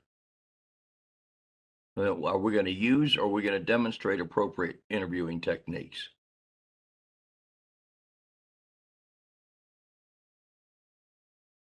I think use is fine. Okay. Okay. All right. J14 reads apply terms and expressions common to the industry to speaking, listening, and writing.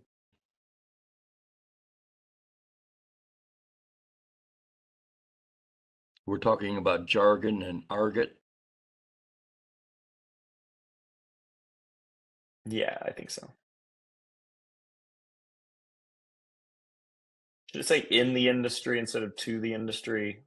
Or is that just me not liking the double to? I'm liking in better. So I would say speaking, listening, and content creation. Because just thinking 2030, it's maybe not just writing. I think these have to be broader than writing. So that would be what was the language instead of writing, Dr. Stout? I think you could change writing to content creation, or you can add content creation. Speaking, listening, writing, and content creation, or speaking, listening, and content creation.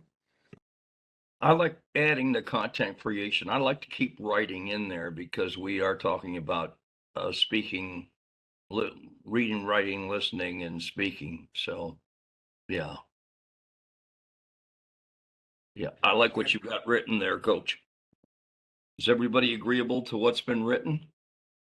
All right, let's move on. Okay. J15 reads apply legal and ethical journalistic standards to all journalism activities.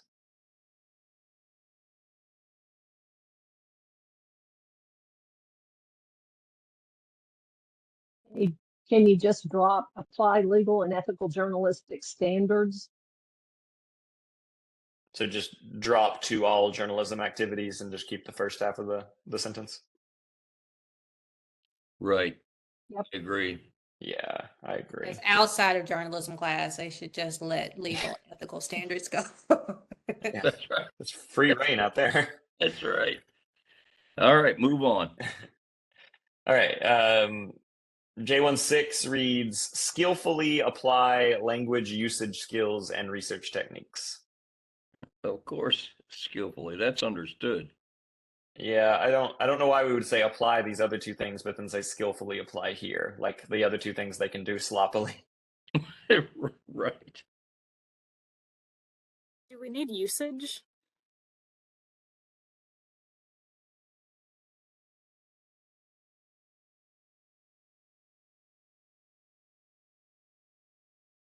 I don't think so. So we just read apply language skills and research techniques. That's pretty broad.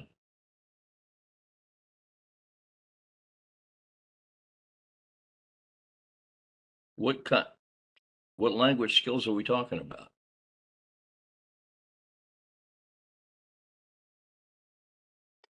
I mean, I think it's taking the knowledge that we have taught them in their core English classes, those standards we've been working on, and applying them to the writing they're doing in this context.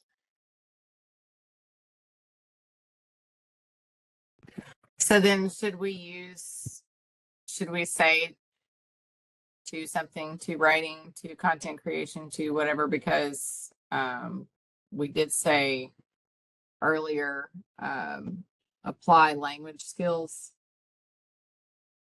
to build rapport with the subject or audience. So we specified for what purpose then? So should we specify for what purpose now to differentiate?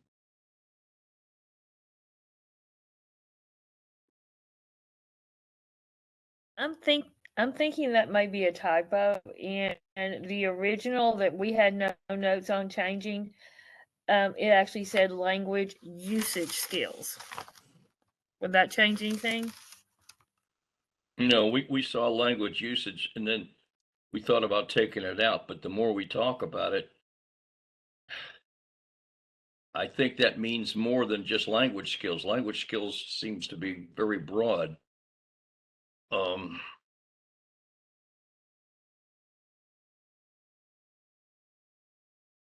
question would be, what is language usage skills then? Because I don't know that I know what that means. Subject verb agreement. That's where we were going, back to the old gum stuff, the grammar, the usage, the mechanics.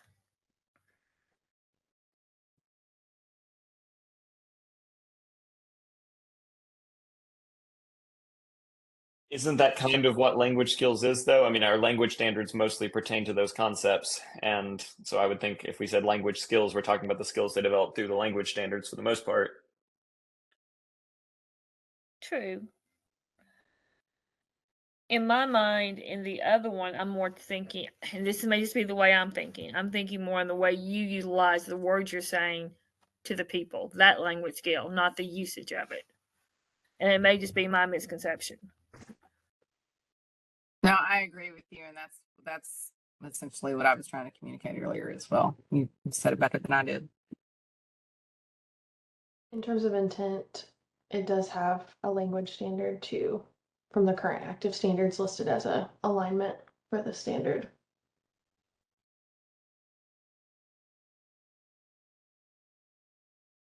Could we just say apply appropriate usage skills? Is the language the confusion and not the usage? I don't know, probably not. Something like grammar or conventions, something like that. I still feel like usage is kind of confusing. Language conventions. I go along with that. So this is the standard, at least as y'all have revised it, that it recommends aligning to, which of course this committee can make a different decision, but command of conventions of academic English grammar and usage when writing or speaking is the cornerstone for CA2. Mm-hmm. Conventions of academic. Oh, you did revise this cornerstone.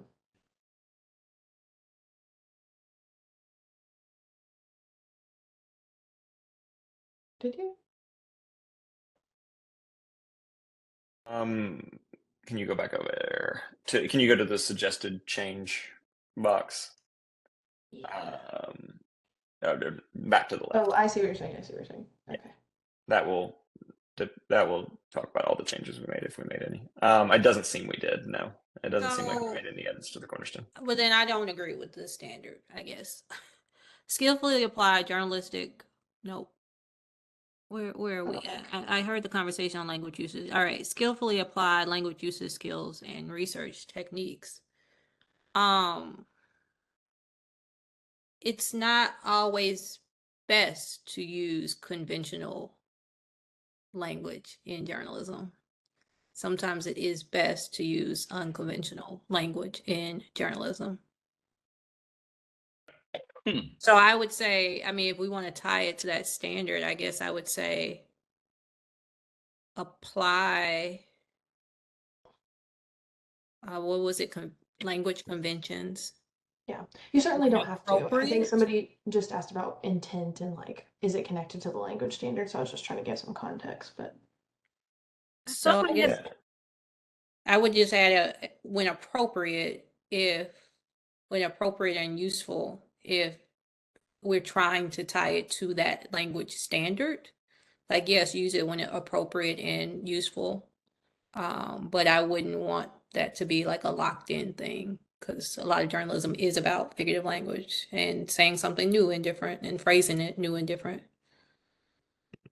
And I think in other places we've said things like apply appropriate conventions to kind of allow for the possibility of those conventions being the kind of classic academic English conventions or the conventions of other styles of writing. Based upon the audience and situation. Right. So how about determine appropriate language conventions for audience and situation? For a variety of audiences and situations. Okay. I don't disagree with you. I'm just looking forward to I was wondering how this was going to play out as we get into the other journalism standards. And journalism for, oh no, I lost my place. Oh, it's in row 96, column G. Standard 7, along with the teacher administration, evaluate the suitability of language usage skills and research techniques for publication. So I'm wondering if the intent here is to scaffold up to what I think we're trying to get to. we did try to scaffold all of them up.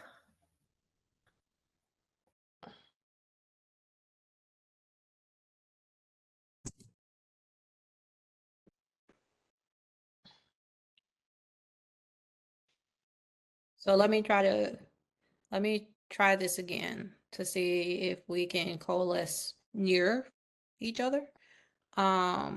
Demonstrate appropriate language conventions for the audience and situation. I think that is a combination of kind of what three people have said. Right, I like that.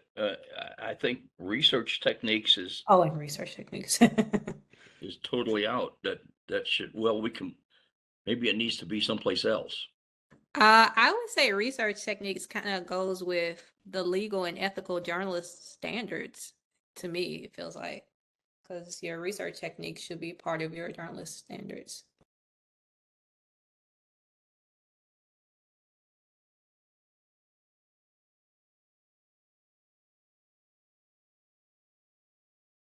Dr. Stout, could you, I hate to do this, but could you reiterate the language that you had recommended for standard 6 again?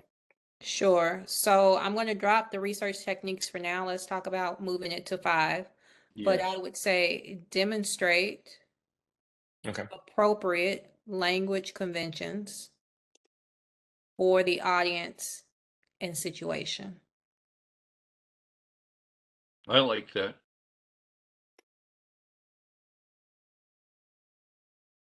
Will that be different from the next standard? I hate to jump ahead, but I'm trying to avoid us doing double work.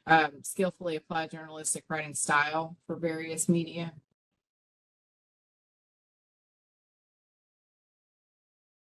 To me, we are talking about oral language in this, and then the other is written. That's what I'm seeing. I don't know if that's correct or not.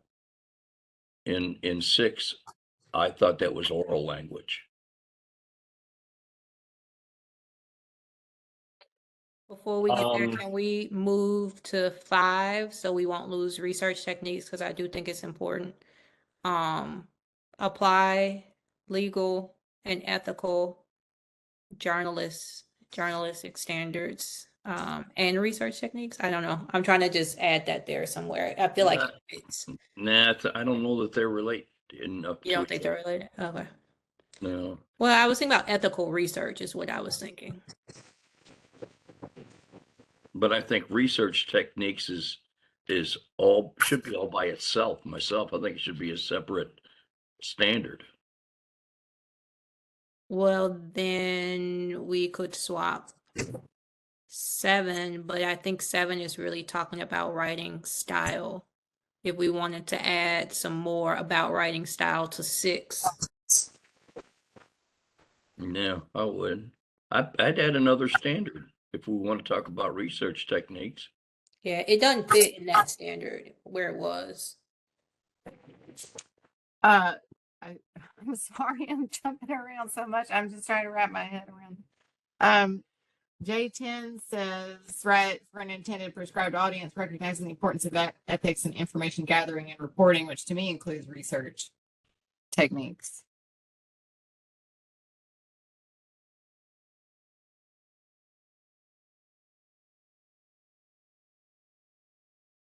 Definitely does. We could, if we want to be specific, just add in a comma in there and add in research techniques just to be Right. I clear. wasn't proposing eliminating the rest of it. Yeah, no, I think so. Let's put research techniques into J10. What do you think about that, Dr. Stout? Fit it into J10 because they talked about information gathering and reporting. Yeah, I think that works. I think that's a good suggestion. Where would the research techniques fit grammatically? Well, we could just say recognize the importance of In information gathering, research, and reporting. I would just drop the techniques and just say research. And I don't know that it's about recognizing, it's about using ethical. Yeah, I write for an intended audience applying ethical. I'm wondering if we separate these out and the right for an intended or prescribed audience going along with what Dr. Stout was initially talking about in being flexible and I guess style and conventions and such. Because I don't know that those in my mind don't necessarily, I mean, I know it's all connected, but I don't know that those are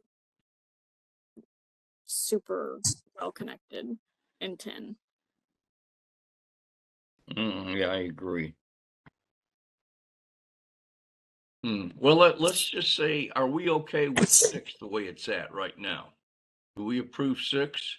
Demonstrate appropriate language conventions for the audience and situation. We good with that? I guess the question is, are we keeping 7? Because if we're not keeping 7, then I think we need to motion to something about writing styles in 6. I think we need to keep 7. But eliminate skillfully. I think we could potentially kind of combine the ideas of 6, 7 in the beginning of 10. Combine what did you say, Miss Dockery? Am I? Oh. So I haven't been teaching this semester, so I don't even know what the 6, 7 thing means. So I haven't heard it It's- yet. I haven't had that joy. It's kind of postmodern. It kind of means everything and nothing at the same time. Yeah, I've been Six, told multiple seven. times by kids, you can't explain it. You just got to know it. I'm like, okay, well, guess I just won't say it. What was your recommendation for 6, 7, and the first part of 10? Okay, I don't have anything really well devised, but I'm wondering if we say something like demonstrate appropriate language conventions, or maybe conventions. Oh shoot. Okay. Basically combining 6, 7, and 10 in the first part of 10. But write for an intended prescribed audience, maybe comma, demonstrating appropriate language conventions for the audience and situation. Maybe leave 7 on its own, actually. Does that? I just feel like we're kind of trying to hit the same thing in 3 different standards at this point. Well, language conventions is one thing. I think you said that well in 6. I'd say leave it alone and let's either create another standard or pull out relevant pieces and combine them for the next standard. Okay, so here's an idea. If 6 is talking about conventions, could 7 talk about innovation? I don't want to say experiment with, but I'm going to start with experiment with. Experiment with innovative techniques to develop your unique writing style is something I'm thinking about. Or Are they, when it says various media, are they saying that you're changing your writing style for each of the media? you have to. Yeah, we Okay. already do. Well, So I can't write on social media like I would in a press release. right. So we need to keep that in there, I think.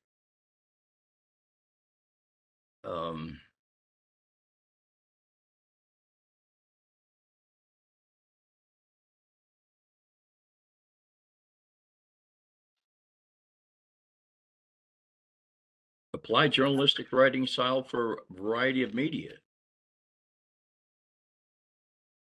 That's a standard. They have to change it. They have to determine what's appropriate for the media. Well, then do we just maybe create a whole new standard for, like she said, the innovation? Maybe not get rid of 7, but make a new standard. Yeah, I'm good with that. I'd say put 7 and just say apply a journalistic writing style for various media.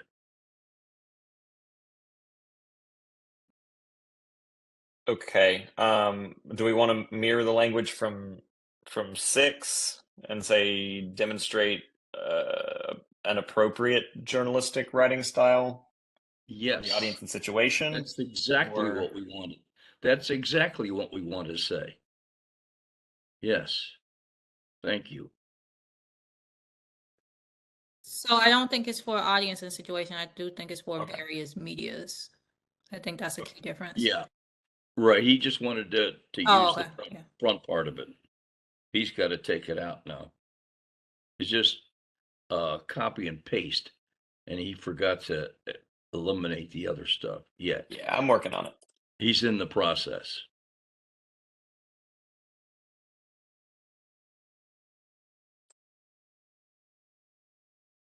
Okay.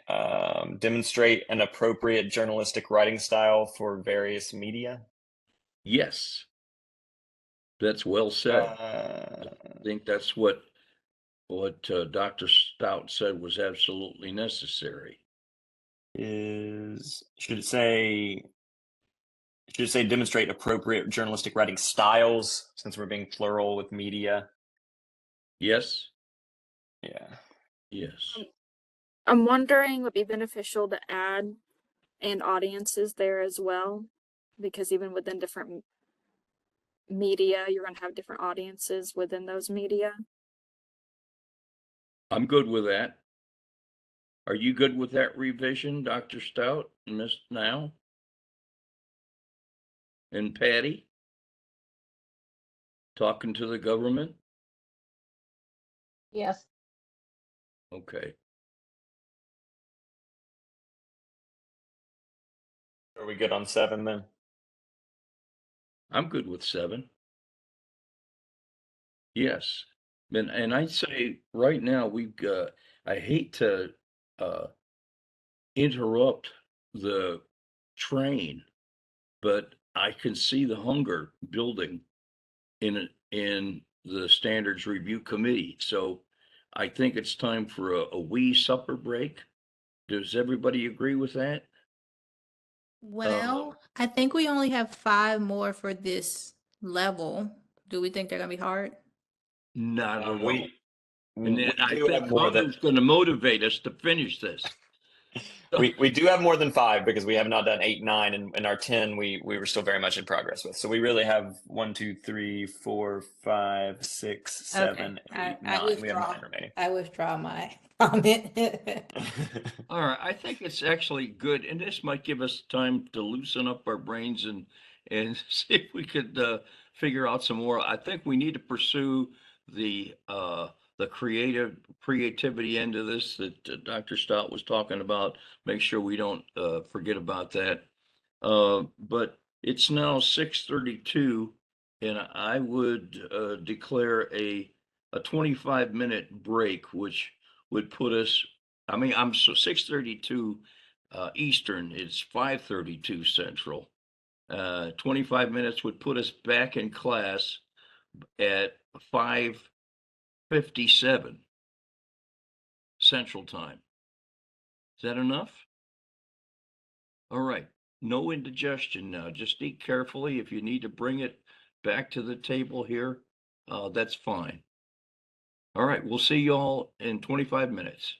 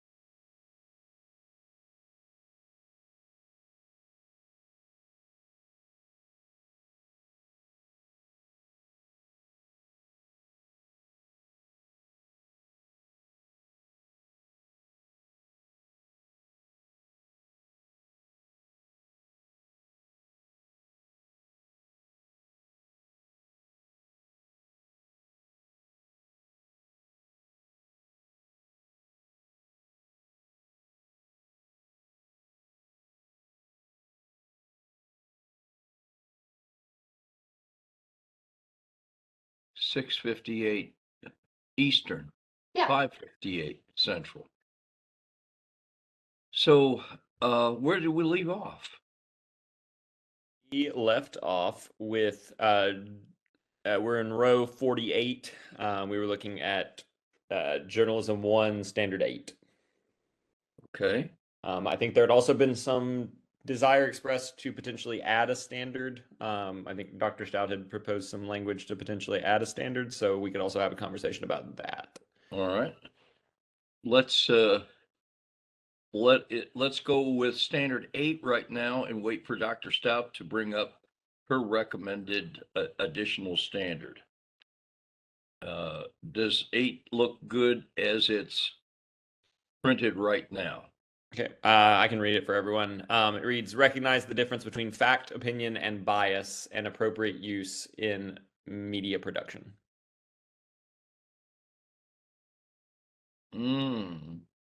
I don't know if I love that wording. No. I know the first part, but we have to stick it in media production somehow. And its effects on appropriate use in media production.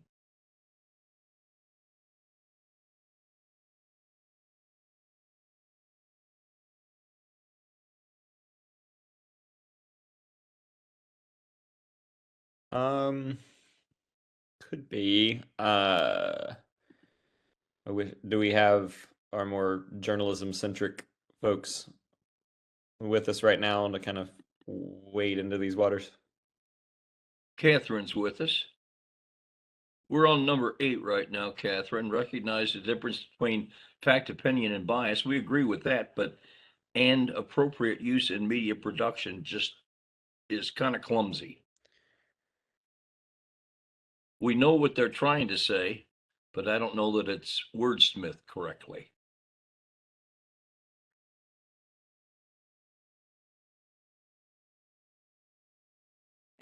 So I think it would be recognize the difference between fact, opinion, and bias and how they are used to affect an audience. I'm going back to when we were talking about affect an audience in some of our earlier writing standards. Are they used to affect an audience or? Yeah, I would say they are. I'm But wondering if this maybe is, something else. sorry. I'm wondering if this is making a nod to like editorials, perhaps. Yeah, that's what I was getting. Editorials, op-eds, columns.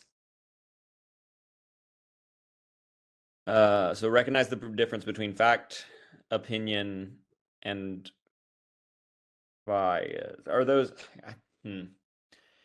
Is it the student using it in production or the student recognizing it in others as they read and listen?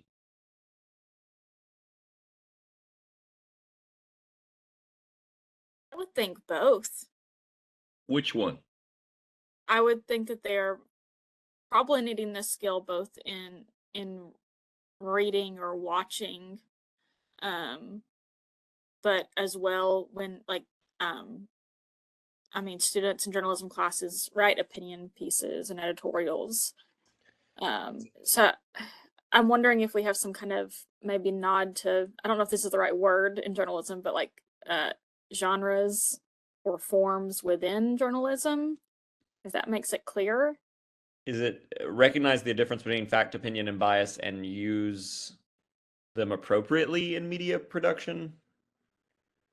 Is that what we're gesturing at? Or I would always say content creation rather than media production. I think this is a good place for a EG. You might say, when is it appropriate to be biased? Well, I hope my sports writers for the Memphis Tigers is biased, right? Like there are some times where you're supposed to show the hometown bias or obviously columnists. So maybe I would include a EG list like sports writing, columnist, op-ed, or something like that to kind of add some clarity. I like that. Ms. Dockery, does that make it clear to you when you're recruited to teach this class? Yeah, I believe so. I All think right. that's helpful. So I'm wondering if we should make the distinction between whether it is just recognizing it in what they're reading and watching, or if it's that and in their own creation, or just creation. So I don't know if it's clear in the way it's currently written. I like the way that you're thinking of it coming and going. yeah, I think this would likely be a semicolon situation, maybe.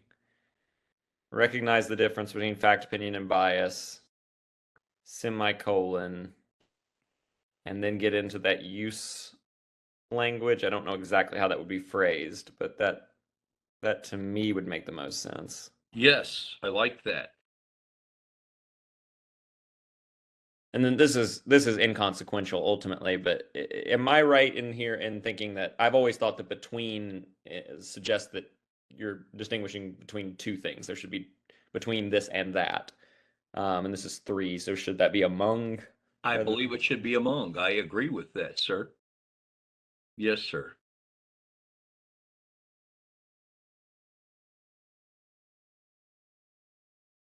Okay, so recognize the difference among fact, opinion, and bias.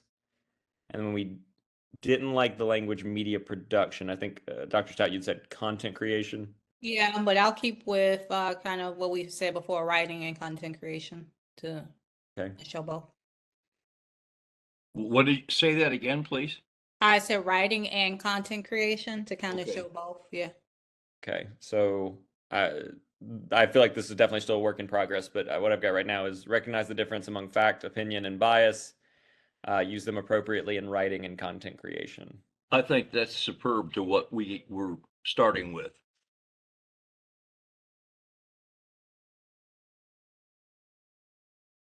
Are we adding in the EG as suggested by Dr. Stout? Where would that EG go? At the end, I think. Okay, so it would be after creation. And then what would the language of that EG be? Miss Dockery. I think Dr. Stout's the expert here. You gave 3 examples, didn't you? Yeah, I don't know. She probably has a broader understanding of this than I do, so she might. I'm thinking about the content creation piece too. If we're going to say content creation, she might have ideas of how to expand that beyond. I just gave written examples for the most part. I've heard sports writing, op-ed. Columns and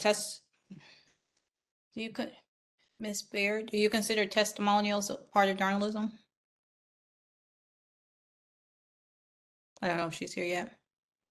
Miss Now. Yeah, I'm here. I'm here. The question was, do you consider testimonials part of journalism? Yeah, I heard that.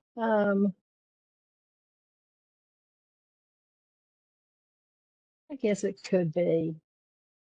I'm trying to get at oh, should we say podcast? Is podcast going to be dated by 2030?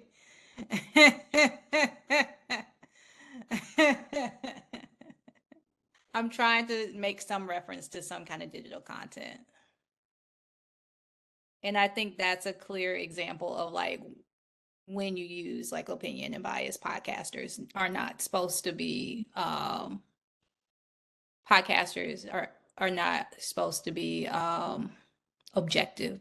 It's Right. okay to have an opinion in podcasts. That's why they podcast, because they're not paying anybody and nobody's paying them. Oh, Okay, Patty. they're getting paid.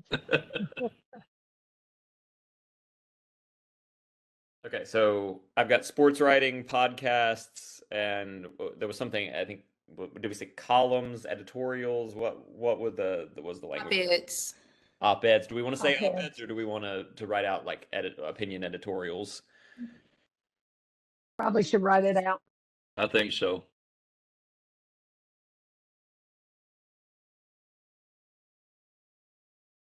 Okay, so what I've got right now is recognize the difference among fact, opinion, and bias. Use them appropriately in writing and content creation, e.g., sports writing, podcasts, opinion editorials. Again, a superb standard from what we started out with. Very clear to both students and teachers.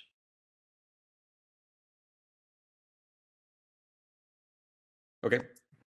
So are we good there on that one? Yes. Okay. J19 reads, use technological resources as needed to compose, edit, and revise work for publication. Would this be an instance where you'd want to say digital tools? I thought we used that already. Or was it someplace else? It was a different standard, Oh, different course. Yeah, that was back on creative writing. of course. Okay. All right. Just Thank to you, show Bill. you how old the other standards were, the original said use computers if available. Oh, goodness.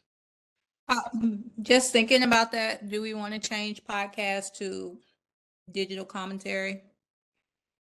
I'm trying not to box us in and make us sound like 8-track over here. Probably so. Okay, so digital commentary was the language. Yeah, that's good. Okay. For my bad. The one we were just working on. Sorry, I keep losing my place. Okay. The 9. I wonder if we can add some language in here that makes a nod to not just writing, but things like, broadcast, video creation, content creation. So I mean, compose to me feels more like writing. So I wonder if we say create, or maybe some other verb that's a little bit more inclusive of a variety of types. Good Develop. commentary. How can we fit that in there? Develop, maybe, rather than compose.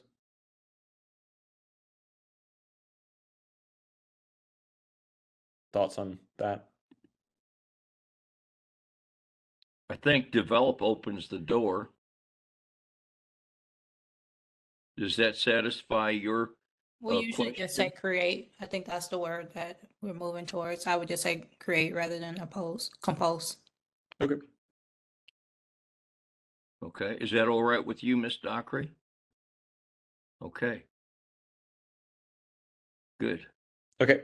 Then we're back to this standard 10 that we were looking at earlier, which reads, well, the original version read, write for an intended prescribed audience, recognizing the importance of ethics in information gathering and reporting.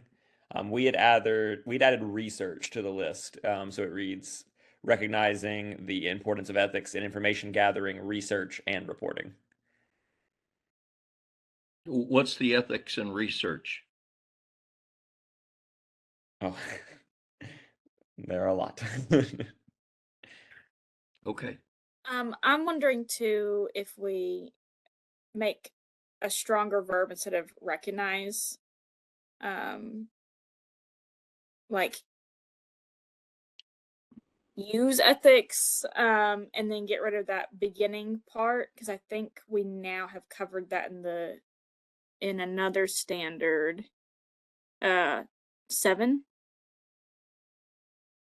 I like that. Use is better than recognize the importance of.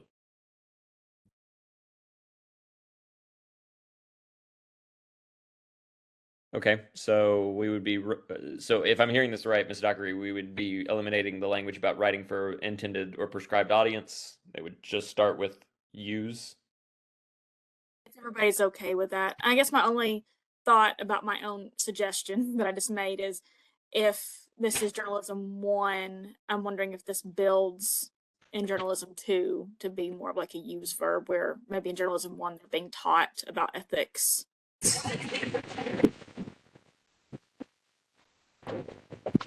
I'm looking right now.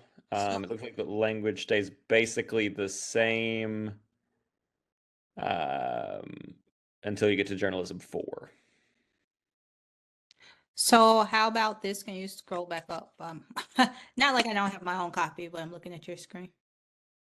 Write for an intended prescribed audience. Um, research, report, and gather information ethically. Or gather information, research, and report ethically.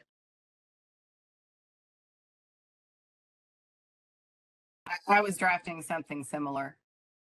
I had just reversed the clauses. I had said ethically gather, research, and report. And then semicolon, write for an intended prescribed audience. So almost the same, but I think I think that language is good. I think we would probably want to put gather information, research, and report ethically first, because to me that feels like what Ms. Dockery was saying. We've kind of introduced the concept of writing for an intended audience elsewhere.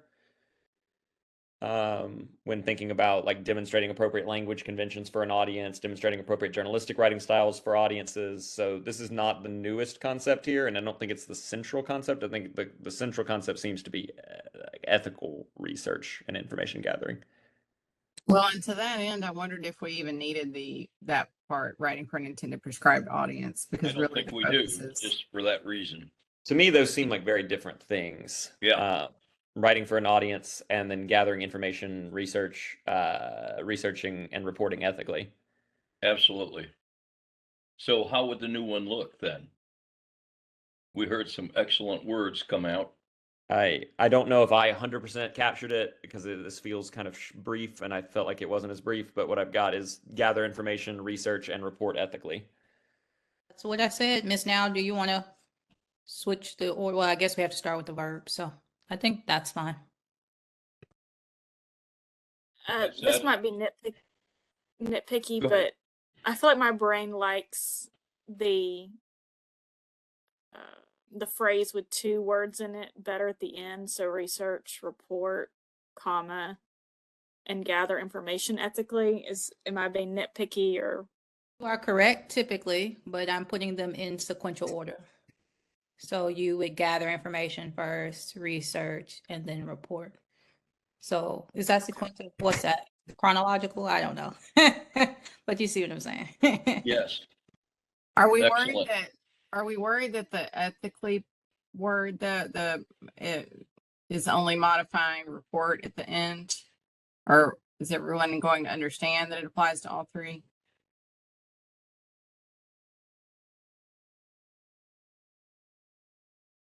I think so. Plus, this is a second standard where we've talked about ethics. So we had like a general ethics standard too.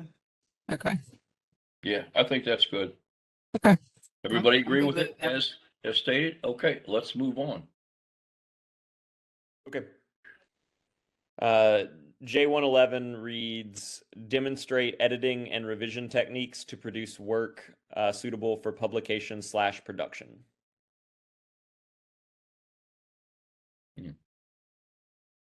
Are we sticking with content there? Produce content?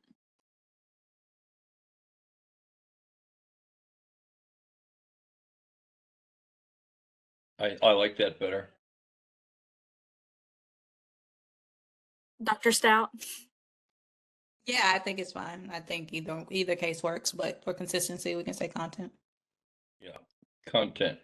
I think we should probably say publication and/or production, right? Instead of just publication/production. We haven't really been doing slashes like this. Okay. All right. So change work to content and publication and or production. So demonstrate editing and revision techniques to produce content suitable for publication and/or production. Okay, is that suitable for everybody? All right, move on.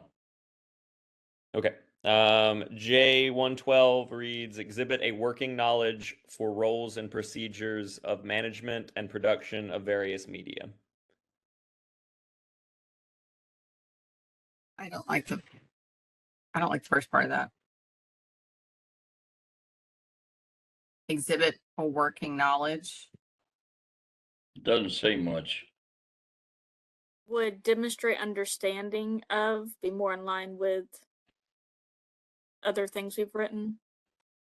Yes.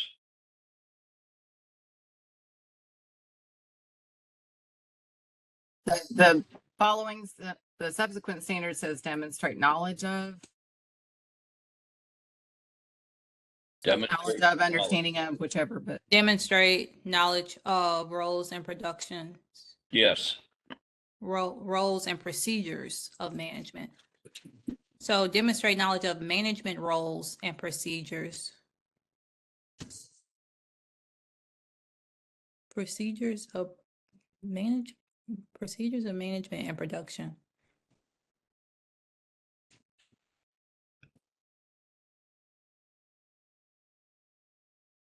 I think it needs to be demonstrate knowledge of management roles and procedures for the production of various media. I'm thinking rules, comma, management procedures, comma, and production. Okay, maybe that's what it is. whose roles then? All the folks involved in production of media. Who's doing what?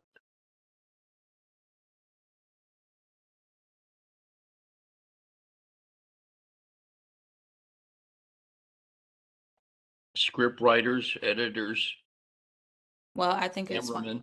that by the time this comes out, so much of this is becoming a one-man show, but You're I right. guess not for the best of the best, but on a daily basis, it's a lot of it's becoming a one-man show, one-person show.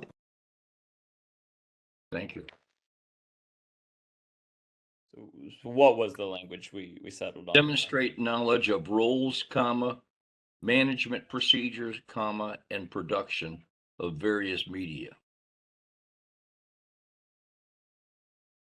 So I guess production techniques of various media. I like that even better.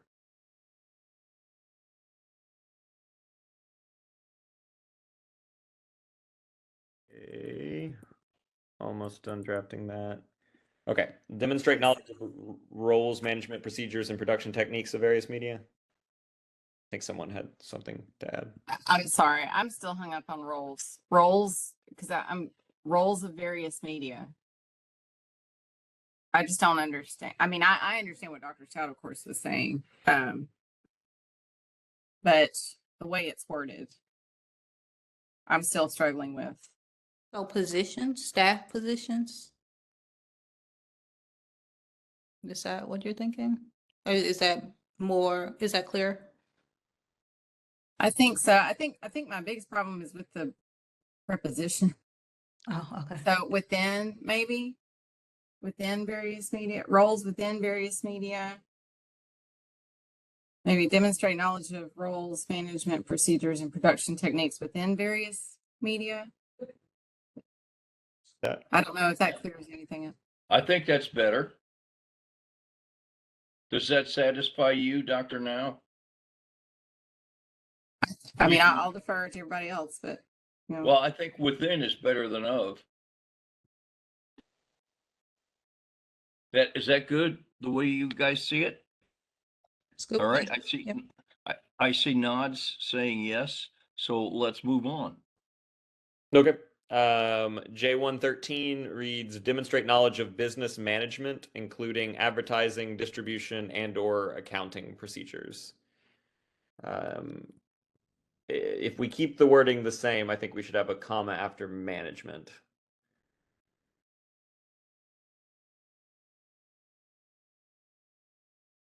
What's that got to do with journalism?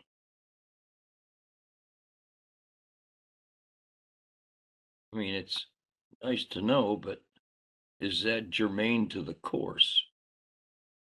So most of these are like taken as a student-run newspaper. That's kind of the traditional model. They would ask people in the community to buy ads for their student-run newspaper, like the local bakery or the senior parents buy an ad to wish your senior. So I think it's trying to speak to that. And we had one person in our EAT group who actually taught all 4 of these, and he said that this was something that he had to get his people to do.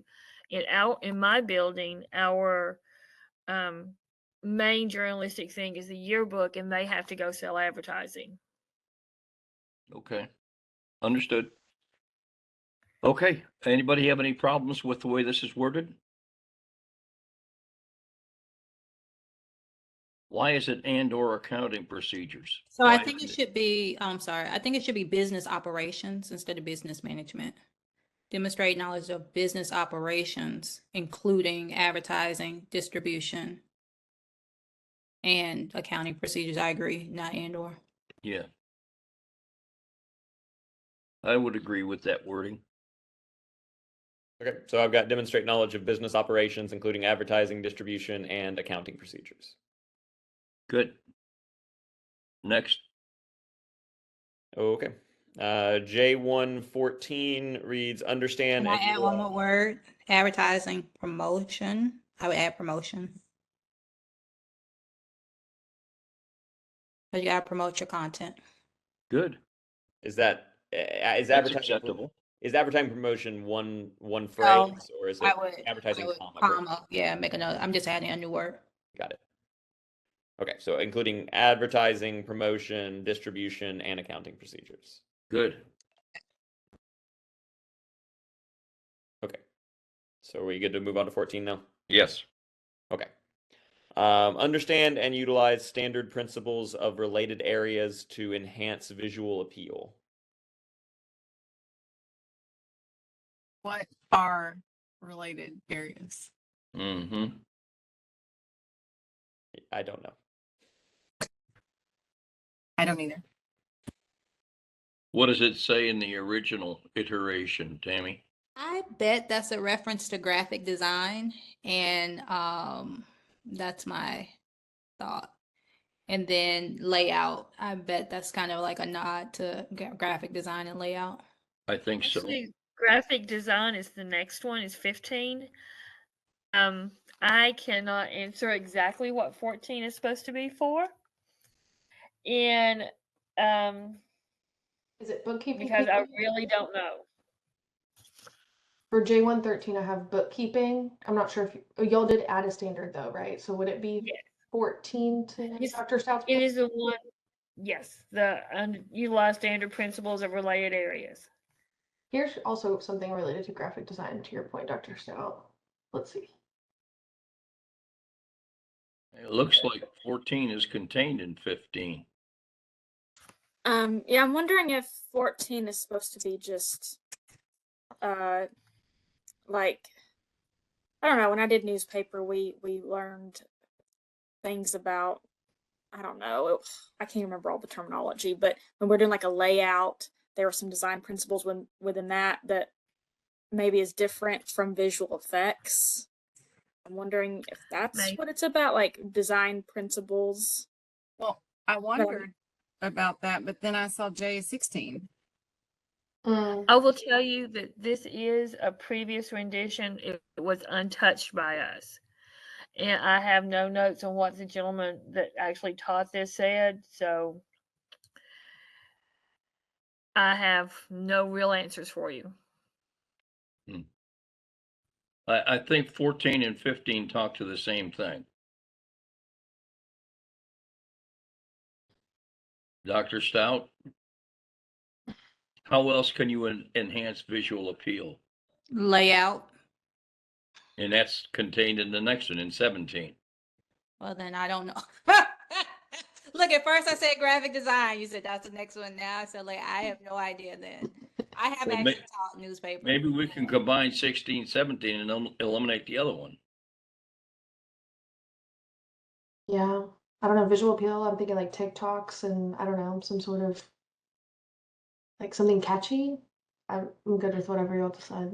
Yeah, I wonder if maybe, I'm not sure if this was the intention, but I think what Ms. Summers is saying, I'm wondering if we get at like, for example, my husband actually met a newspaper and he did all the video stuff, and that's what he does now for a living. But I'm wondering if we could maybe there have something about multimedia design, which would include things like TikTok, broadcast, documentary type videos, etc.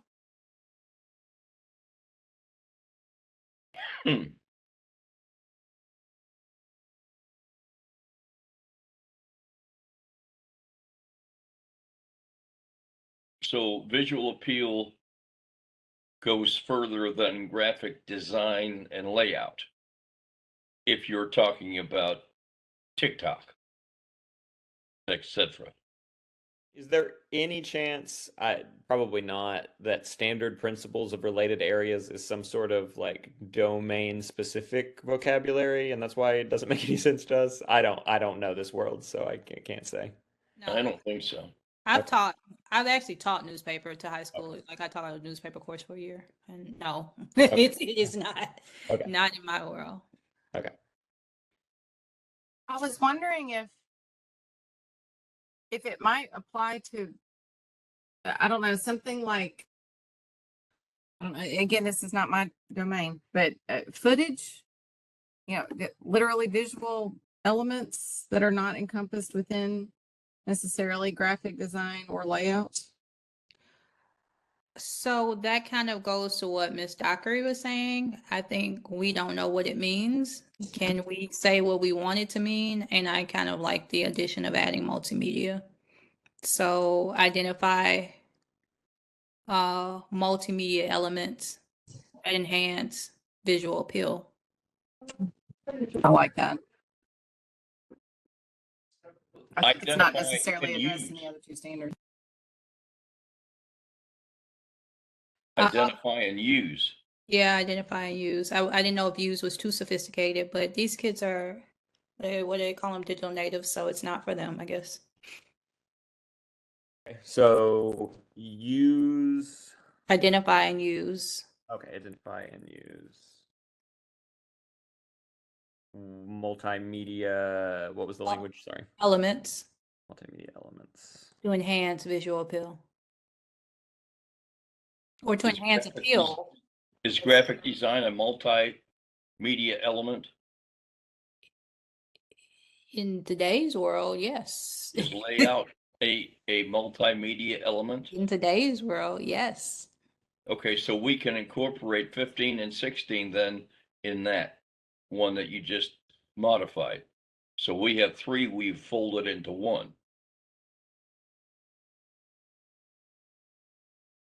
So then I would just add identify and use multimedia elements, to enhance visual appeal, graphic design, and layout. You want e.g. graphic design and layout. You want them as an e.g.? I guess so, yeah. You're right. That's all part of visual appeal. I see what you're saying now. Yeah. You're So right. would that e.g. be are graphic design and layout examples of multimedia elements, or are they examples of visual appeal? Visual appeal. Okay. But would I we would want just say IE appeal. instead? Or Yeah. specifically? What was that? I'm sorry. I'm sorry. I was just saying, I wouldn't want to make those optional. I don't think we do Oh, yeah. want all of those. So we could say, should we say specifically instead? To enhance visual appeal, specifically graphic design, etc. Yeah. And layout. Layout. I like that. Do you think we should also include that bit about a consistent style? Just from my own newspaper experience, I remember that being important, where we had kind of picked, font size, font, I guess type, etc., for the purpose of having a cohesive publication. Yeah, so you would, and to adhere to what were we saying? A provided brand is, I think style is fine, but usually we say brand management or brand, but I think style works too. I would go with the language of provided. I think that's what we've been using. Okay. So identify and use multimedia elements to provide a consistent style and enhance visual appeal. Mm, To adhere to a provided style. So it's just, I think the end is which adhere to a style. I know we don't like and or, but I'm wondering if we need an and or here just because not everything would be provided. Because I think if you just told kids exactly what to do in a video or a graphic design element, then you're taking out the creativity.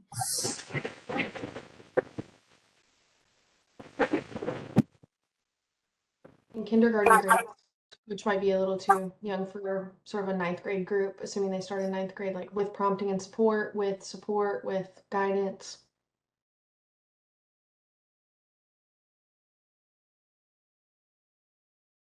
So the language we're mimicking was from the 16 standard, which read incorporate a consistent style.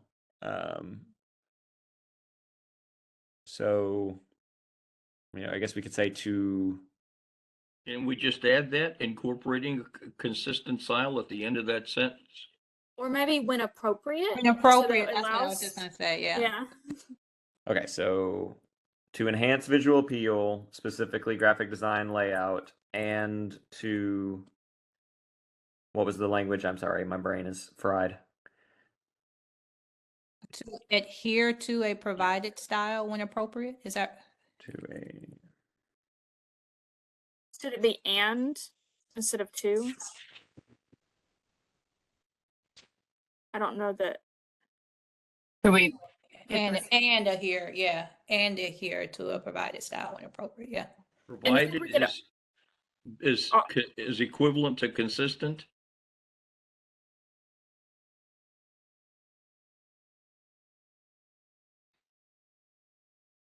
I kind of prefer the language of consistent just because that encapsulates both provided and also a self-created style. But I don't. This is not my domain, so I don't want to feel like I agree with you for that reason. Yes. Well, I like provided And why? because each organization and each type of media has a different style. So there is AP style, that is like standard for writing. And then in my organization, we have a voice style, and they give you these things. So it's part of their brand. So I think it's the same thing we were talking about when we said footnoting. Like, are they doing Chicago or MLA, or are they just doing something the teacher provided? We said provided to leave it kind of open-ended. The only pushback I would have for that is, I'm going back to my own experience, but we ended up, when we had our little, I guess, editor staff, we created our own style year to year as the students. And that was, I think, a lot of fun and valuable, being able to create your own, where you decided what colors, what fonts, all of that. Okay, provided or consistent style. Appropriate. Did you do provided or developed? Can we just say adhere to the style, whether it's provided or developed or whatever? To adhere to the appropriate style.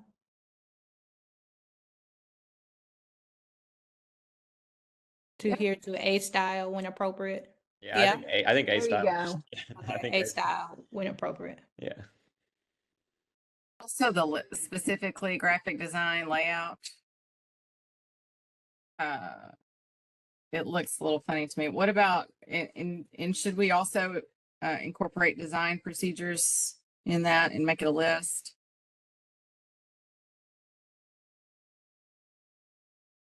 So specifically graphic design, layout. Graphic design procedures and layout. Okay. I will just say, and we can obviously change this elsewhere, because we haven't used the word and with EG. We have not used the word and with specifically either, since they're kind of analogs to each other. I actually had this something that I had flagged for myself when I go back through. I don't love our decision to use specifically. I think given we use the shortened EG for examples, I think something else other than specifically would ideally be better. I know we had a conversation about this in person, but I think I wonder if maybe we use IE instead of specifically. I know that we'd had. I know there's. It does result in these specifically being a full word does result in these weirdly. It makes specifically look like it's an item within the list sometimes, and it just reads a little clunkily. I hear you on that, but our conversation focused on clarifying for teachers. And that was in regards to standards and what was absolutely required for them to teach and what wasn't. So I would really hate to eliminate the word specifically because I think it would reduce the clarity for teachers. Okay. In this case, I mean, I'll defer to the journalism experts here. But in the other standards, I personally really liked our addition or our revision of specifically. I just for the teacher's sake. Okay. For the With state of what we Tennessee. have, are there any other suggested revisions to JL14? Yes. Should we include an element in that list about video as well? My last high school that I worked at and my current district, I think they both changed their names, like journalism and broadcast. And I feel like video is going to become more and more pertinent. So I'm a little hesitant about leaving that out, but I like to hear thoughts about that.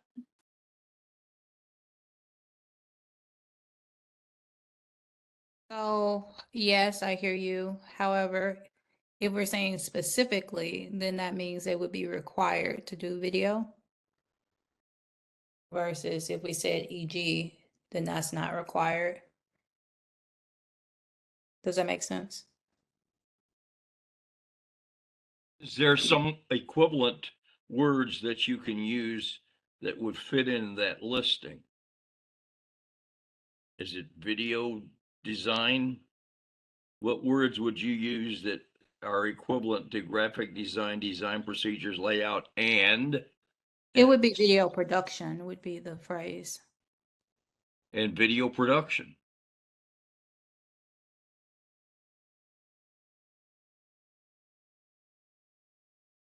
But then we can't use specifically because video production is a alternative when wanted.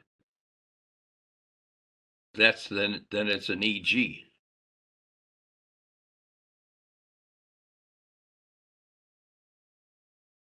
Do you have any other way to include it? I'm okay with the EG. EG does not bother me in this case. Because what we're doing is saying, make it look good. And here is how. Here are some ways you can. I'm okay with that.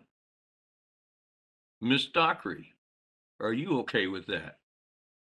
I'm okay with that, but I also want to make sure that as someone who hasn't taught this and to make sure I'm not overreaching or going to cause any problems with that change. So can we get rid of specifically if we put to include enhanced visual appeal to include those things? Would that help? And then you can add video or whatever on the end because it wouldn't be all inclusive. I don't know. Have we used including? Well, first of all, since this list is getting long, we need to move to adhere to a style when appropriate to the beginning.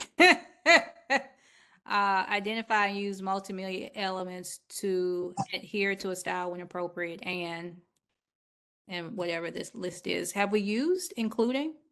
Is that a phrasing we've used? We have tried to avoid it because we've tried to stick to either EG or specifically.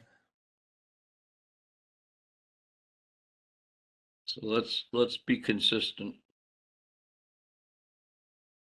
I say EG is about the best way we can get this in. There it is, right there.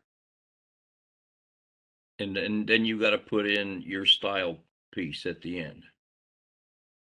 I moved the style to the beginning, per Dr. Stout's recommendation.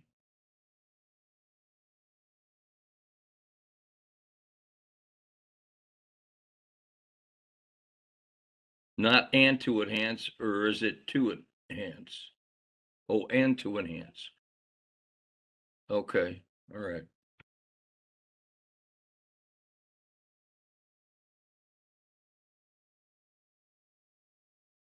Are we okay with this standard, or do we feel it still needs workshopping?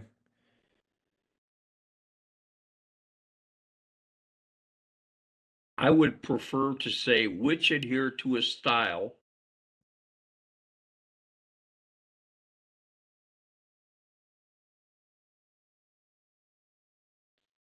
Well, that just makes it a little more complicated with the when appropriate language. Yeah, do we need the when appropriate? I mean, the opposite would be when inappropriate. I don't think we need one appropriate. I think I personally feel like when appropriate is important so that we allow students to be creative within design as well. Because there's some aspects in these things where, such as the layout, where you're going to have a specific style that's been decided that you use, but other times where you're not sticking to something exactly, or things that are standalone. But Such they're as still adhering to a style, are they not? If you're integrating all these multiple elements, you're looking for them to adhere to a particular style, whether it's a student generated or teacher generated, or if it changes weekly. They're still adhering to a style.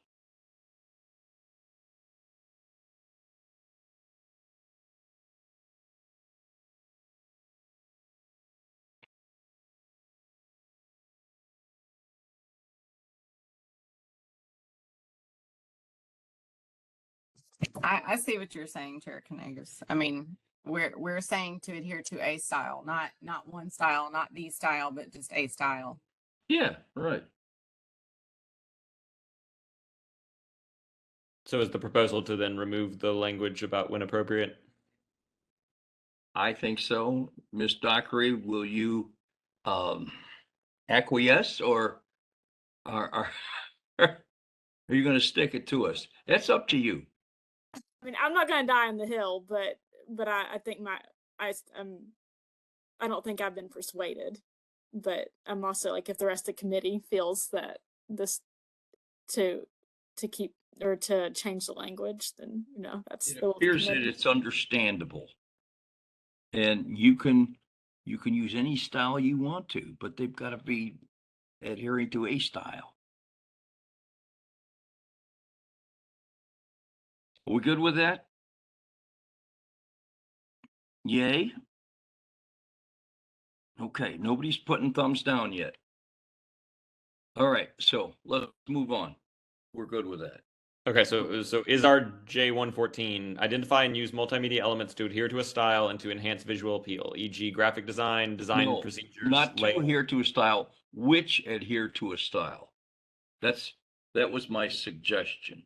You're not using them just to adhere to a style. It's which adhere to a style. So that adhere to a style? Is that what we're saying? Yeah, Okay. that's fine. That's Okay. fine. Okay, so identify and use multimedia elements that adhere to a style and to enhance. So you would have to take out the two Yeah, that would be the. and just make it enhanced. Well, I think we would just get rid of the. Or would we get rid of the and or the two? Identify and use Two. one. I'd get rid of two. But then all you're saying is enhance visual appeal. You're not even talking about multimedia elements anymore, because identify and use the multimedia elements, that's the object of the first verb. And then if you say and enhance visual appeal, that is just an entirely separate clause there. You're using the multimedia elements to enhance visual appeal. Yeah, then you need to delete the word and keep to. Okay. If that's what we're using to enhance visual appeal, if we're using the multimedia elements, then Yes. we need to. Okay. That's what we're doing. Okay, Okay. I can agree to that. Is that everybody good with that now, or reasonably good? Acceptable? All right, let's move on. So is my understanding correct that by doing this, we have removed standards 15 and 16? I believe so. Yes. Okay, if that's the case, then we have completed journalism 1. Yay. Okay. Journalism 2 is very closely aligned to journalism 1, so we will need to be very attentive to the language of journalism 1 that we adopted, since we changed every single standard in journalism 1. We'll need to just be very attentive to that as we. Okay, thank you for pointing that out. I'm happy to do dual screens for both of them. Are y'all seeing it when I pull up both of the screens left and right on the Microsoft Edge? Okay, cool. I can do that so y'all can at least look. Let's see. If it's not helpful, please let me know.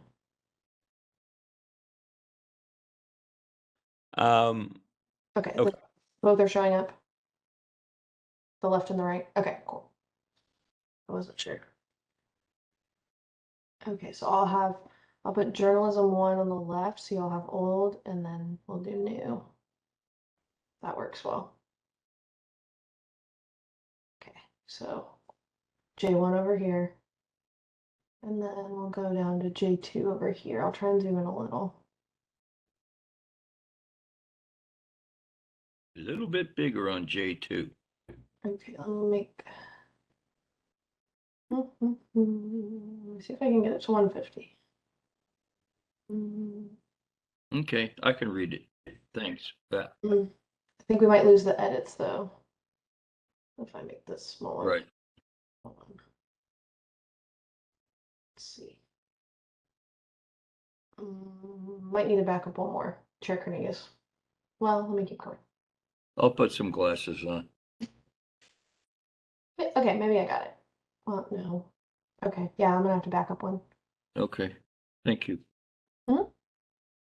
All right, so our first standard, Coach Hilliard, is what? Okay, so J2.1 is the exact same as J1.1, except the J1.1 standard said demonstrate instead of model. So the progression that they were trying to build was demonstrate in J1.1 and then model in J2.1.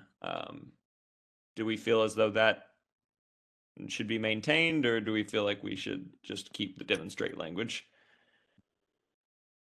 I'd say keep demonstrate. What do the rest of you say? Demonstrate, Ms. Winters. Okay, hearing no objection, let's approve that. Okay, so we're just going to simply take the same language from J1.1. Yes. Okay. J2.1 is, or J2.2, sorry,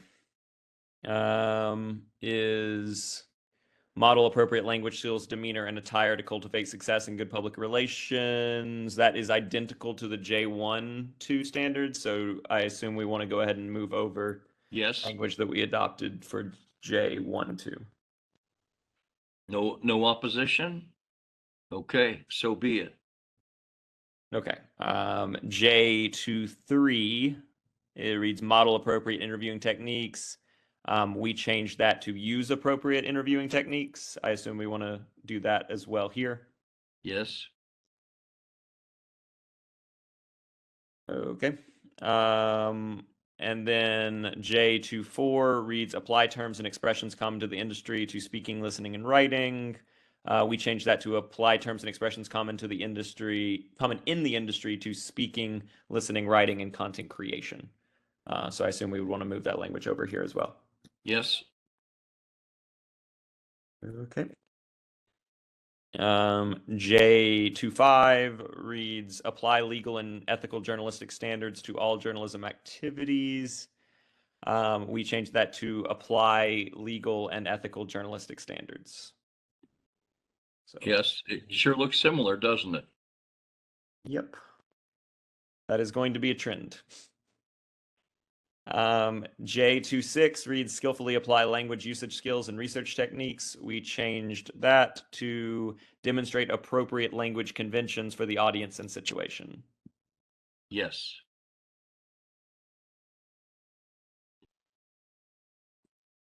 Okay. Agreed.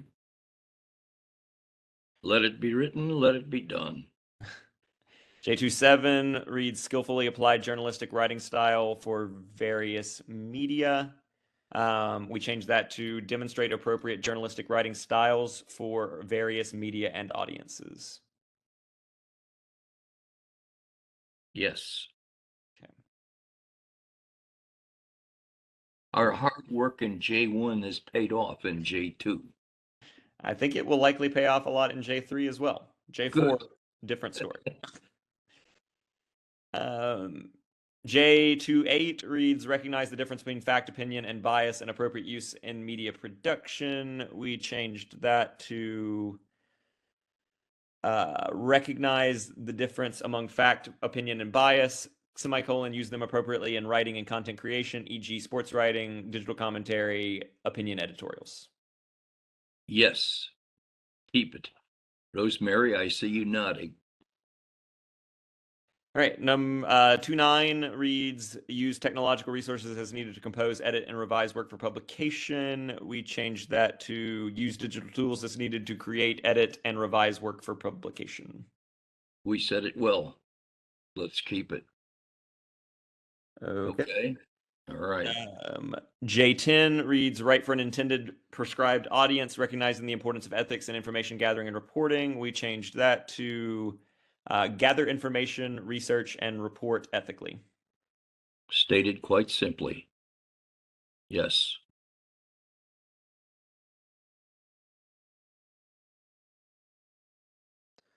Okay.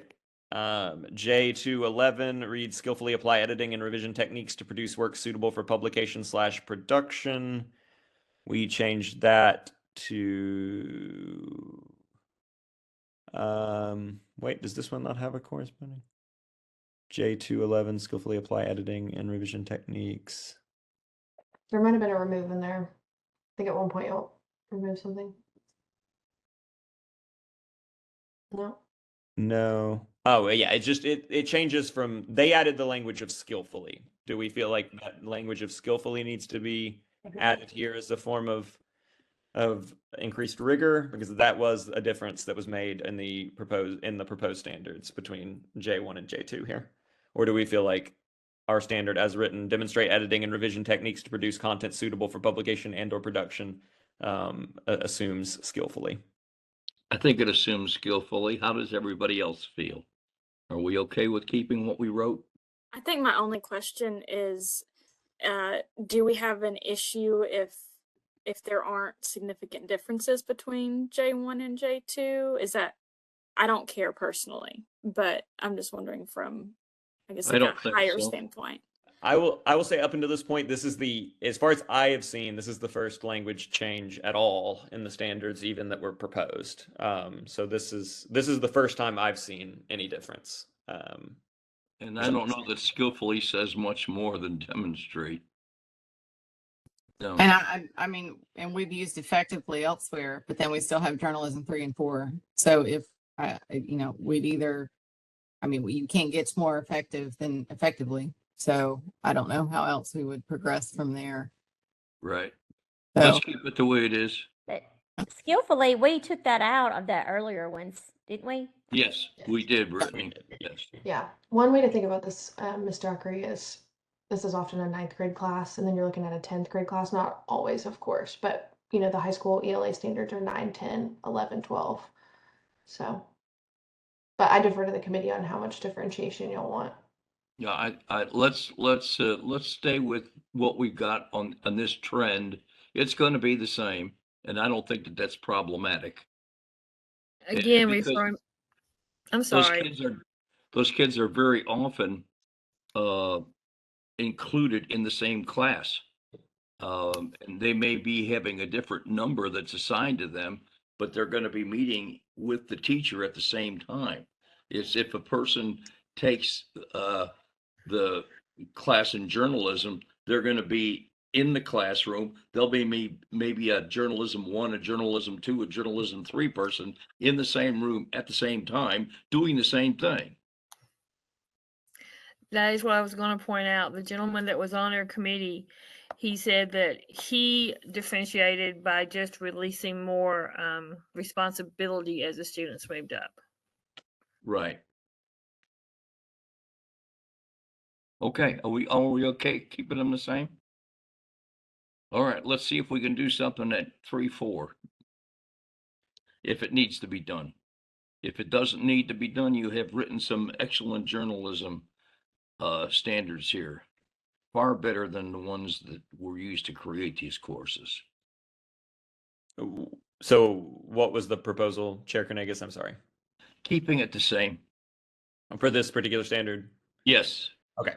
All right. J212 reads exhibit a working knowledge for roles and procedures of management and production of various media. We changed that to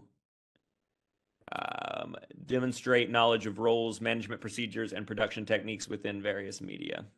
Yes, same thing. Okay. J213 demonstrate knowledge of business management, including advertising, distribution, and/or accounting procedures.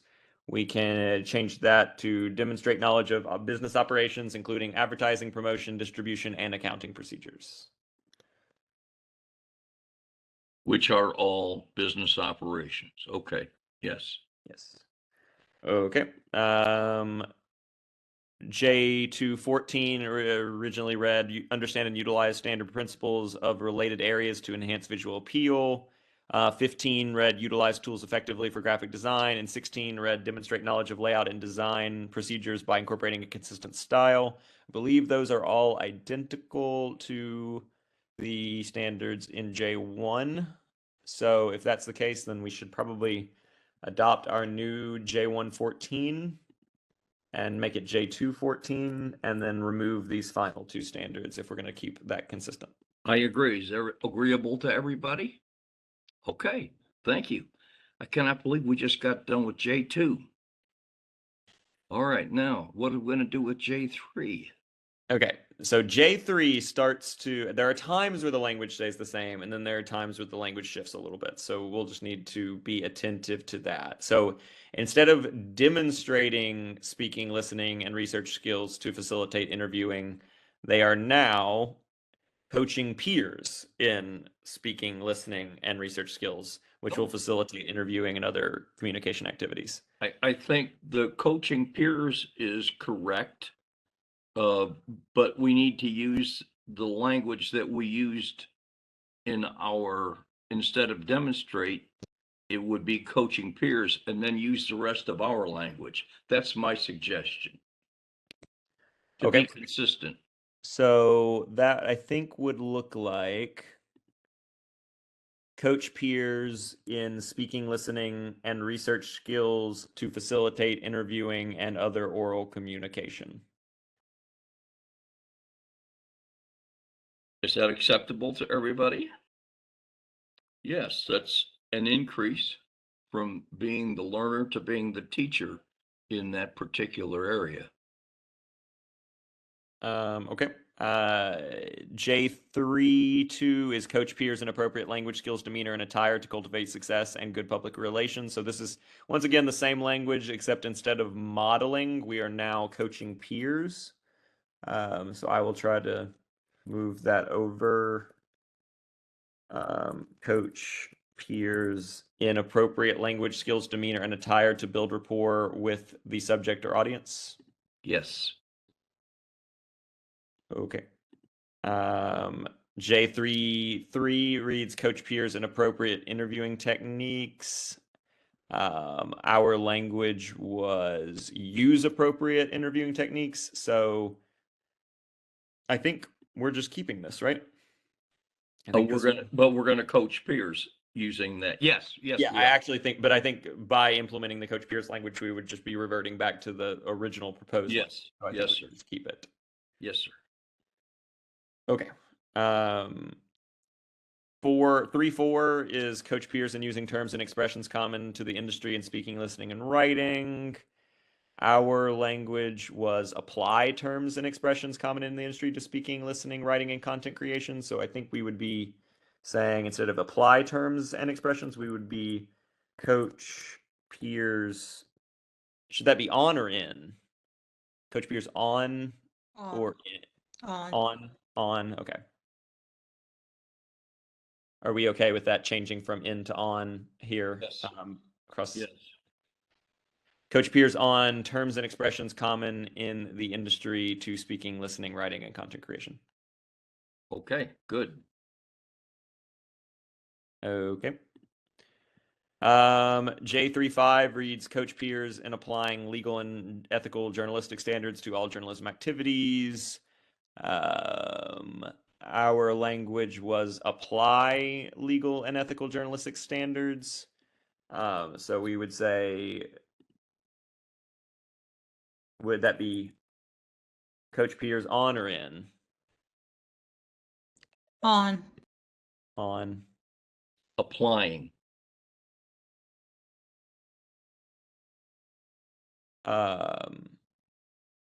So okay, I see. We don't need it because they're getting coached on legal and ethical standards.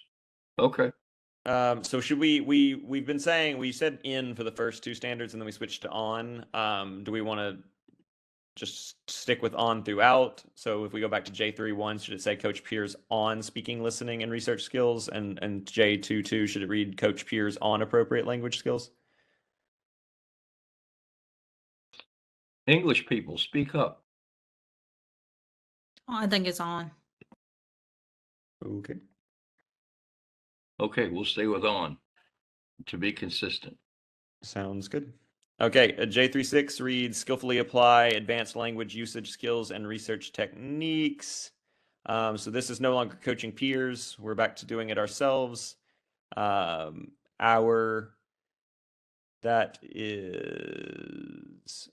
is believe, yeah, that's is that verbatim? Skillfully apply language usage skills and research techniques. Skillfully apply advanced. So they added the word advanced here. That is where advanced language usage skills and research techniques. So do we feel like we need to add that word advanced here to mimic?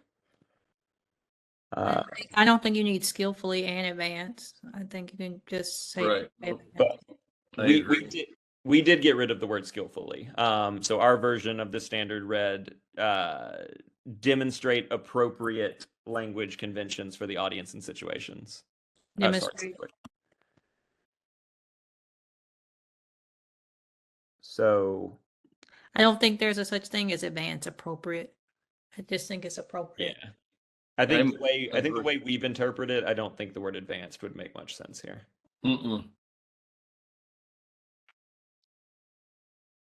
Okay. So are we good then on demonstrate appropriate Yes. language conventions? Okay. Yes. Okay, J37 reads skillfully apply advanced journalistic writing style for various media. This is once again, they just added the word advanced. We have demonstrate appropriate journalistic writing styles for various media and audiences. Kind of the same thing. Do we feel like advanced is encapsulated within appropriate? I don't know. I would defer to our writers out there. Patty, is there a progression in writing that we could call more advanced writing? Does it have to do with using better vocabulary? But if it's journalism, You're not looking to use it to communicate with all college level folks. And So- I think our intent with appropriate was the idea that there isn't just one spectrum of better or worse, that there are certain types of writing style that are appropriate for certain situations. And so I think advanced implies that there are some styles that are inherently better than others, which I don't know if I think that kind of goes against our interpretation of the standard. Yes, that's what I wanted to ask our writers out there, Carol and Patty. Is there a better writing style, or is what we said enough? Can we identify something to increase the rigor? Is this where we would add innovation, demonstrate innovation and appropriate journalistic writing styles for various media and audiences? I'm thinking so. This would be a good spot to do that. So would it be demonstrate innovative and appropriate journalistic writing styles, or is that what the proposed language is? Well, I had said demonstrate innovation but I can hear the argument for demonstrate innovative and appropriate. Yeah, my reason for innovative would be that because I think if we say demonstrate innovation, we're going to need to do some clarification about what innovation happens, and it also slightly shifts the focus of the standard, which would kind of take it a little bit out of line with the progression, whereas the use of an innovative as an adjective would kind of keep the central focus. I'm fine with that. Okay. If everybody else is fine with that, let's accept it and move on. I think we have increased it in complexity. Okay. J38 is the exact same as J28, so I think we should probably just move our language from J28 straight down. Yes, sir.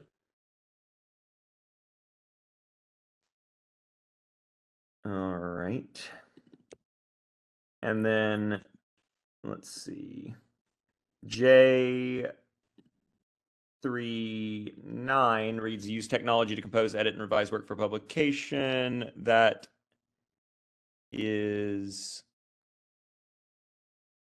that's nearly the same as J29, except in J29 they said use technological resources. But we deleted that language anyway because we Right. using digital tools. So I think this would just be a situation where we would move our language down. I agree. Our language was use digital tools as needed to create, edit, and revise work for publication. Yes, sir. That Okay. acceptable? Okay, move on. J310 reads write for an intended prescribed audience, recognize the importance of ethics in information gathering and reporting. That was identical to the J2 standard. So I think we're probably just moving our standard down, which reads gather information, research, and report ethically. Yes.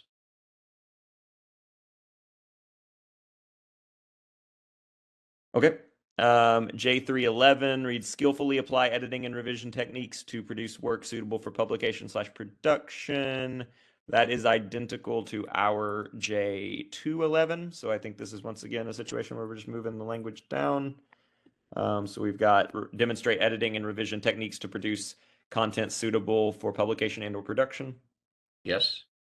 Okay, J312 reads exhibit a working knowledge for roles and procedures of management and production of various media. That is the same as our J2.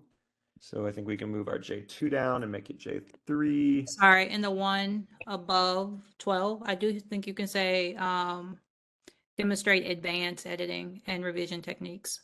Okay. To add some rigor. Yeah, I think that's appropriate. Good suggestion. Thank you. Is that agreeable to everybody? All right, we're adding rigor. Okay. J313 reads demonstrate knowledge of business management, including advertising, distribution, and/or accounting procedures. That is the same as our J2. So we can move that down and say demonstrate knowledge of business operations, including advertising, promotion, distribution, and accounting procedures. And then J3 14, 15, and 16. Let's see, are they the same? They appear to be the same. Yes. Yes. So I think we can take our language down for 14 and then remove those two. We do have a new 17 that pops up here. So we'll need to look at it afresh because it doesn't have a predecessor. Our J317 reads identify entry-level media work experiences, research educational paths within these industries, and research how careers in these industries are evaluated for job performance. So I've actually been looking at this one for a while. I'd like to make one slight change. I think Go it's ahead. I think it's important that we have students at least identify student journalism contests. And so can we add that to the beginning? Identify student journalism contest and entry level media. Okay. I would love to say submit, but I know we can't force them to submit, but at least we can have them familiar with them and maybe they will submit. I think that's an important part of advanced journalism. Okay, so it would read identify student journalism contests and entry-level media work experiences, research educational paths within these industries, and research how careers in these industries are evaluated for job performance. Is it acceptable to everyone? Okay. We have just completed journalism 3. Let's see what journalism 4 has to hold. Okay. Journalism 4's first standard. I also, and I think this is kind of a question for Miss Summers. The standard code here, now there's another letter thrown in. So because the previous electives in journalism have just been J1 dot whatever the number of the standard is. Now we have J4O or J4W or J4V. And then in some cases it's J4I as well. I guess that's a question for EAT people as well. Is that an intentional choice that was made to switch up that standard code, or was that an oversight, or what's going on with that? You see what we're talking about? Yes. I can give Tammy a second to maybe get her notes together. Yes, you're absolutely right that while it's not quite a strand, it fit most clearly in the spreadsheet under strand. There's a couple other electives that have, I believe, etymology and linguistics because you can teach it in semesters or you can teach it as a whole. They'll have them too, so just be on the lookout for that. I can definitely. Sorry, Brianna. As far as reasoning behind it, I think it was just more, I think it was an intent to go back and do all of them, but since we did not, if you want to delete it, just get rid of it. Let's get rid of it and be consistent. I think we maybe something we ran out of time on and just didn't go back and finish it. Keep it simple. Thank you. Even though this is changing to oral, right? Yes, that's what the O stands for, and that's where it starts off in the first standard. So it's just Okay. a question if y'all think that the subcategories are helpful, yes or no, and if you want to apply them, yes or no. That would be the 2 questions on the table. I think we've been intentional about making some of these standards, which were a little specific, a little broader. So I'm not sure if these the categories are oral, written, visual, and industry. Some of those could still map over pretty smoothly, but I think others will map a little less smoothly. Just to throw that out there, it would require some workshopping, I think, to think make sure. with some of the changes that have been made, it may take a lot more than just tweaking, make it work. Yeah, so let's go through our changes and just take out the oral and the written, my suggestion. Because we had ours apply universally. Yeah, I also think from a professional standpoint, the boundaries between those have collapsed so much. Thank you. Okay, so just to clarify, I'm going to write this and then move it down. So we're removing the strand here, is what that would be called. Is that, or we're in agreement there? Yes. Okay, so I'll just carry that down across the J4 standards. Okay. Are we ready to go ahead and move into Yes, the please. language of the standards themselves? Okay. So J4.1 reads teach peers speaking, listening, and research skill. Okay, so it's the same language as J3, except instead of coach peers, it's teach peers. Does that feel like a progression? I think that Dr. Stout feels no. Tell I us feel what. like it's essentially the same thing, and I would be comfortable copying the standards from J3 to J4, like we do with English 1, English 2, English 3, English 4. But I agree. Yeah, I would agree there as well. I think it was somebody's attempt to add rigor, but that's not adding anything. Okay, so if that's the case, then we will simply adopt the language from J3. Yes. Okay. Same All the way through. thing. Well, I don't know if it's all the way through because there are a few more standard. I think it's worth just checking because we did add rigor a couple places in small little things. But 2 is teach peers appropriate. Yeah, that one looks the same. So I think we Okay. can move J3 over.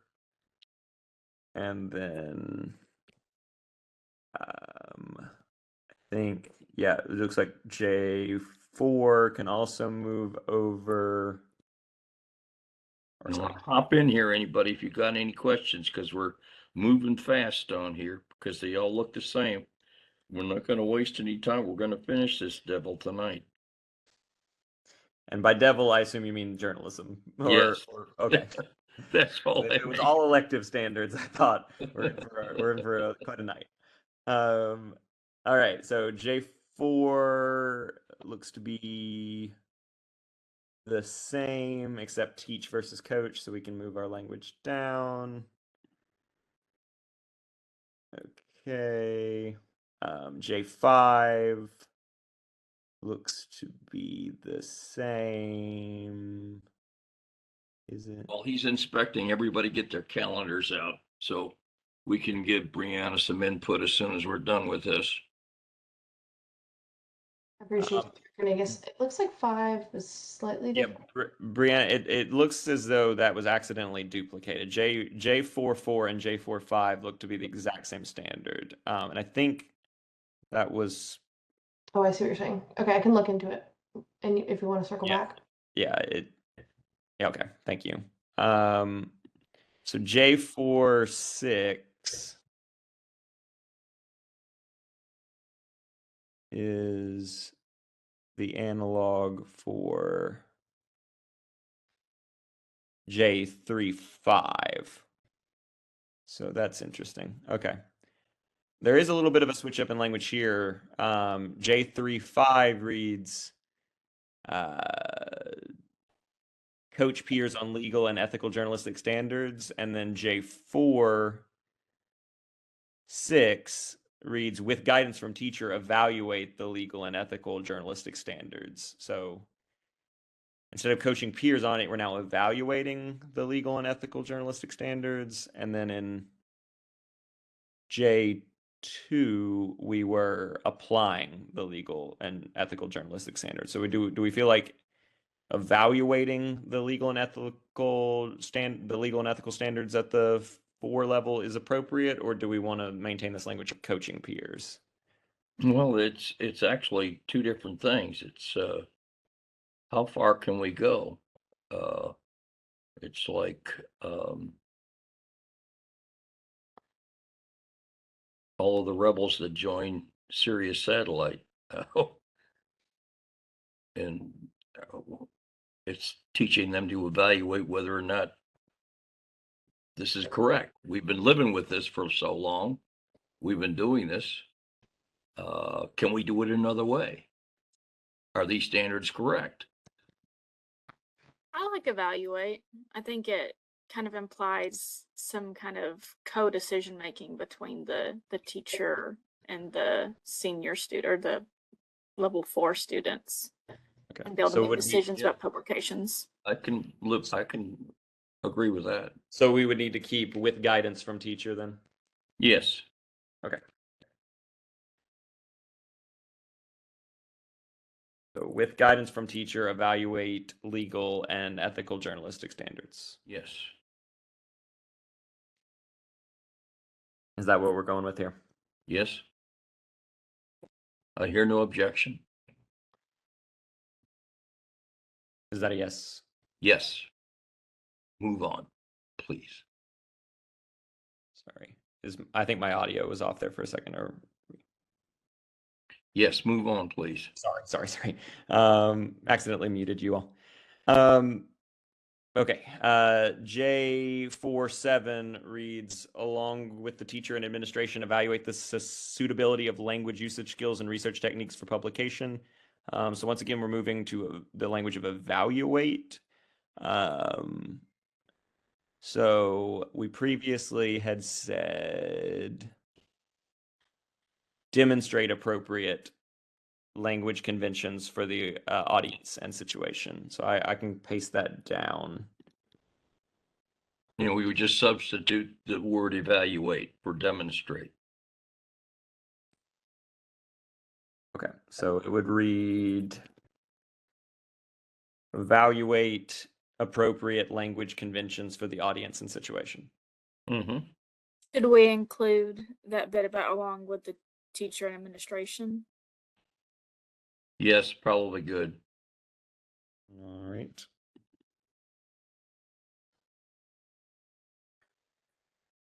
Okay. Should we say teacher or administration? I guess I don't understand why the Well, administration is the being. administrators are always the ones that get the heat when the school newspaper goes home and it has some inappropriate language in it that the teacher and the student thought was okay, but it wasn't okay for the community. I get that, but I don't really think they are brought into the conversation beforehand. Unfortunately, they're just brought in afterwards. Well, but that's where the evaluation's got to come in. Is this gonna make anybody mad? I can't use bad language because you guys are recording this. Is this an and/or situation? I feel like it's an and or, because if not, you're asking like the vice principal to read every school newspaper or podcast before it goes out. I don't know if that's really practical. It happens.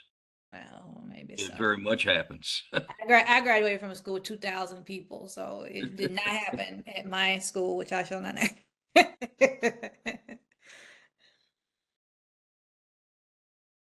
So Yeah, I live with Andor, but Okay. if the teacher doesn't want to keep their contract, they could just go ahead and do it by themselves. All right. I do have an Chief? update for you, Vice Chair Hilliard and Yes. team. Yes. Thank you. Okay, and this is all thanks to Tammy, so I'm just the messenger. But she picked up on the fact that, and Tammy, you jump in. The only difference between 4 and 5 is the word activities, and that was carried over from the currently active Journalism 4 standards. So y'all feel free to do whatever you think is best. Think if I'm, unless I'm missing something, this seems to just be a duplication, and It's very close. Just the word activities gets thrown Yeah. on to 5. I have no idea what the difference would be. and we deleted that language anyway. I think. Yeah.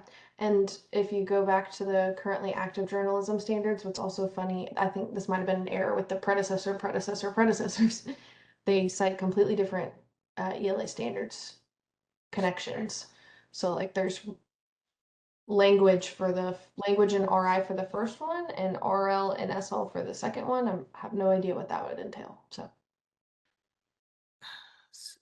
So the only thing is now your numbers have to change. So I think 6 becomes 5. Yeah. Okay. Yeah, that would be. I can do that. So we're removing the former J45 then. That would be my proposal. Yeah. Unless there's an inadvertent missing thing that the predecessor forgot skill wise. Trying to look. So J34.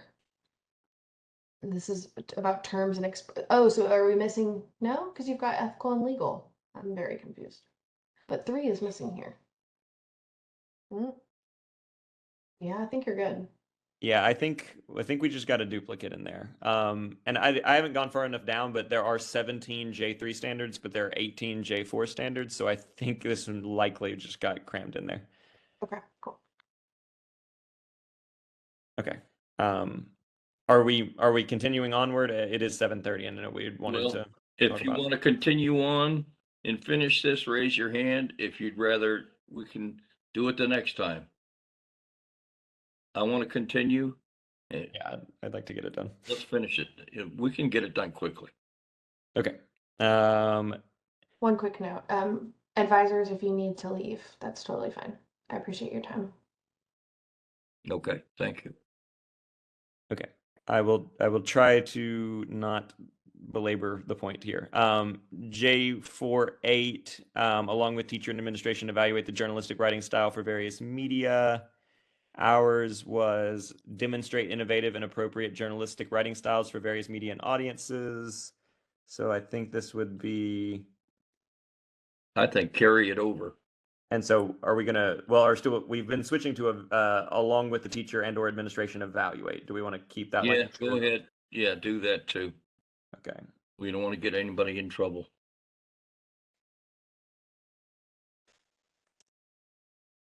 Okay. J49 is, I believe, yeah, it's the same one we've been using for J38. So instead of recognizing, I assume we're once again going to evaluate. Yes. And we're also going to keep the teacher and admin involved.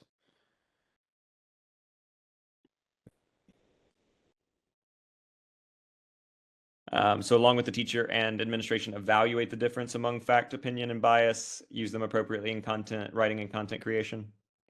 Yes. We're good with that? Yes. Okay.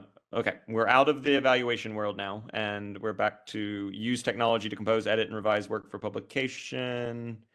That's identical to our J3 standard, so I think we can just simply move our J3 standard over here. Yes, sir. Okay.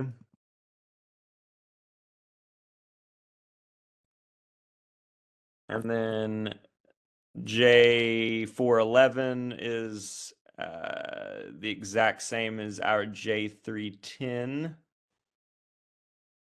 I don't see any new rigor that could be added there. Let's just move it over. Okay, I take that back. It does change from write for an intended audience to write opinion pieces for intended audience. Now, I would argue that unnecessarily puts restrictions on what students are doing at the highest level, but I'm open to others' feedback because this is not my world. Well, opinion piece is just one thing that they're going to be writing. But it's including now new opinion pieces. It's extending them into opinion pieces other than all the other stuff that they've been writing. Okay. Yes, I will say though, I mean, we had changed the standard to gather information, research, and report ethically. So this is, we did change up the language quite a bit. There was one standard where we had like recognized bias, and we talked about that for a while. I think it was probably like recognized to write now. This is the one where we talked about sports journalism and commentary. The previous one, J48, which would read, along with teacher and administration, evaluate the difference among fact, opinion, and bias, use them appropriately in writing and content creation, e.g. sports writing, digital commentary, opinion editorials. Well, I think that covers that. Yeah, Yes, we've been telling them to do opinion editorials since J1, so I don't think we need to add language about opinion pieces here. Okay, I agree. So are we good to just keep then gather information, research, and report ethically? Yes. Okay. J412 reads skillfully apply editing and revision techniques to produce work suitable for publication. Yeah, that's identical to what J3 is. Let's move it over then. Okay. And I know, guys, that there are some of these standard codes that are probably not exactly correct because I'm trying to move quickly. Just know that I will be double checking this. But I mean, also feel free to flag me if there's something that I'm copying over incorrectly. J413 is along with the teacher, manage roles and procedures to facilitate the production of various media. Previously, this was exhibit of working, or we had demonstrate knowledge of roles, management procedures, and production techniques within various media. So we're moving from demonstrating knowledge to actually doing the management. Okay. So the language we currently have for J3 is demonstrate knowledge of roles, management procedures, and production techniques within various media. You're asking them to participate in. So, participate in a variety of rules, management procedures, and production techniques. yeah, I think that's mostly it. But I do think the word manage is intentional because I think these J4 students are supposed to be kind of in charge. So participate in they've presumably been participating in roles leading up to this point too. If Now they're they're just participating in management procedures, they're in charge. Okay. Then do we want to change it to, are we comfortable then with, along with the teacher, participate in roles, management procedures, and production? We can't So really. I think we still need demonstrate knowledge of management procedures and along with the teacher, manage staffers and production techniques within various media. Okay. So it's demonstrate knowledge of management. I don't think you can use management procedures is what I'm trying to Yeah. avoid. Okay. What about maybe use knowledge of roles, management procedures, and production techniques? Well, to manage. Use knowledge of management procedures and production techniques to manage various roles. Along with the teacher, use knowledge of management procedures and production techniques to manage various roles. Are missing the production of various media with that change. I think it still fit in there, but We manage production of various media. They're not managing the rules, they're managing the production of the media, which includes the rules, but they're managing the production of the media. So just the what's in there right now is a work in progress, so don't take that as what I'm drafting. Our previous language was demonstrate knowledge of roles, management procedures, and production techniques within various media. So we had not included any language up until this point about production of media, but actually I think that's new to this level anyway. So so along with the teacher, use knowledge of management procedures and production techniques to, is that just, then we just take the language from the proposed standard to facilitate the production of various media? Yes. How about demonstrate and apply? Instead of use, is that what you're saying? Along with the teacher, demonstrate and apply knowledge of specific roles, management procedures, and production techniques to effectively create various medias. Along with the teacher, demonstrate and manage. So along with the teacher, Okay. demonstrate and manage. Can you manage knowledge of specific roles? That's what we're getting.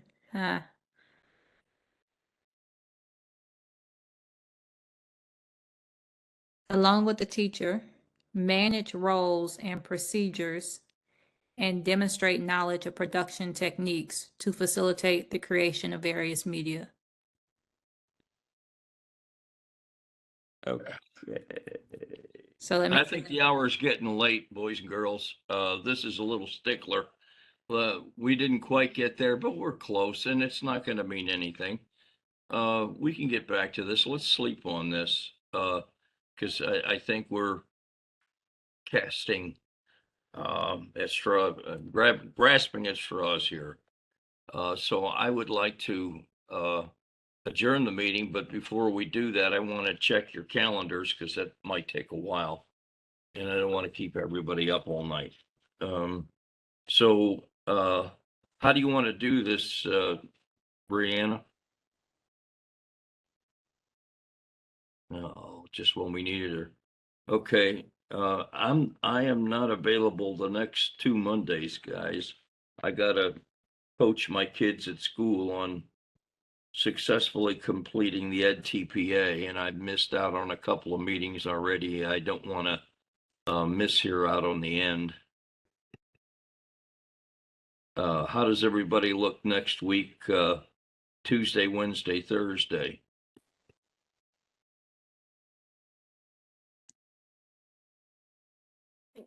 Out of those days, Tuesday would be the easiest for me because I should have easier childcare on that day. But I'm I good. can always make things work. I'm good Tuesday. Co-Chair Hilliard, we need you. Yeah, I mean, I'm good with Tuesday. It's our fall break next week, so I'm pretty available. Okay. I have class on Tuesday and Thursday, so I would have to miss an hour again. Okay. Tuesday, probably the same time, 5:30 on Tuesday. I'm available Wednesday. How are we doing on Wednesday? Any conflicts on Wednesday? I can't do Wednesday. Okay. Okay. And probably not Thursday. Potentially Thursday, but it'd be difficult. Okay. If there's not a clear winner, I'll send out a poll. I was just hoping to get that for Josh, but I think with the advisors and stuff, we probably can't make it work. But I appreciate Chair Koenig, you organizing things. I was grabbing dinner. I will send out a poll. I just ask y'all if you can. We can have a quorum on Tuesday. You have a quorum on Tuesday? Yeah. Okay. Who would we be missing? I would have to step out again for an hour for And then class. Ms. Winters, right? And I will be in at 5:30 on Tuesday. Okay. Well, we could still get rolling. Okay, let me check with our advisors and see if Tuesday works, and I'll try and make sure at least. Tammy, does Tuesday work for you? I'm sorry you got stuck with the electives.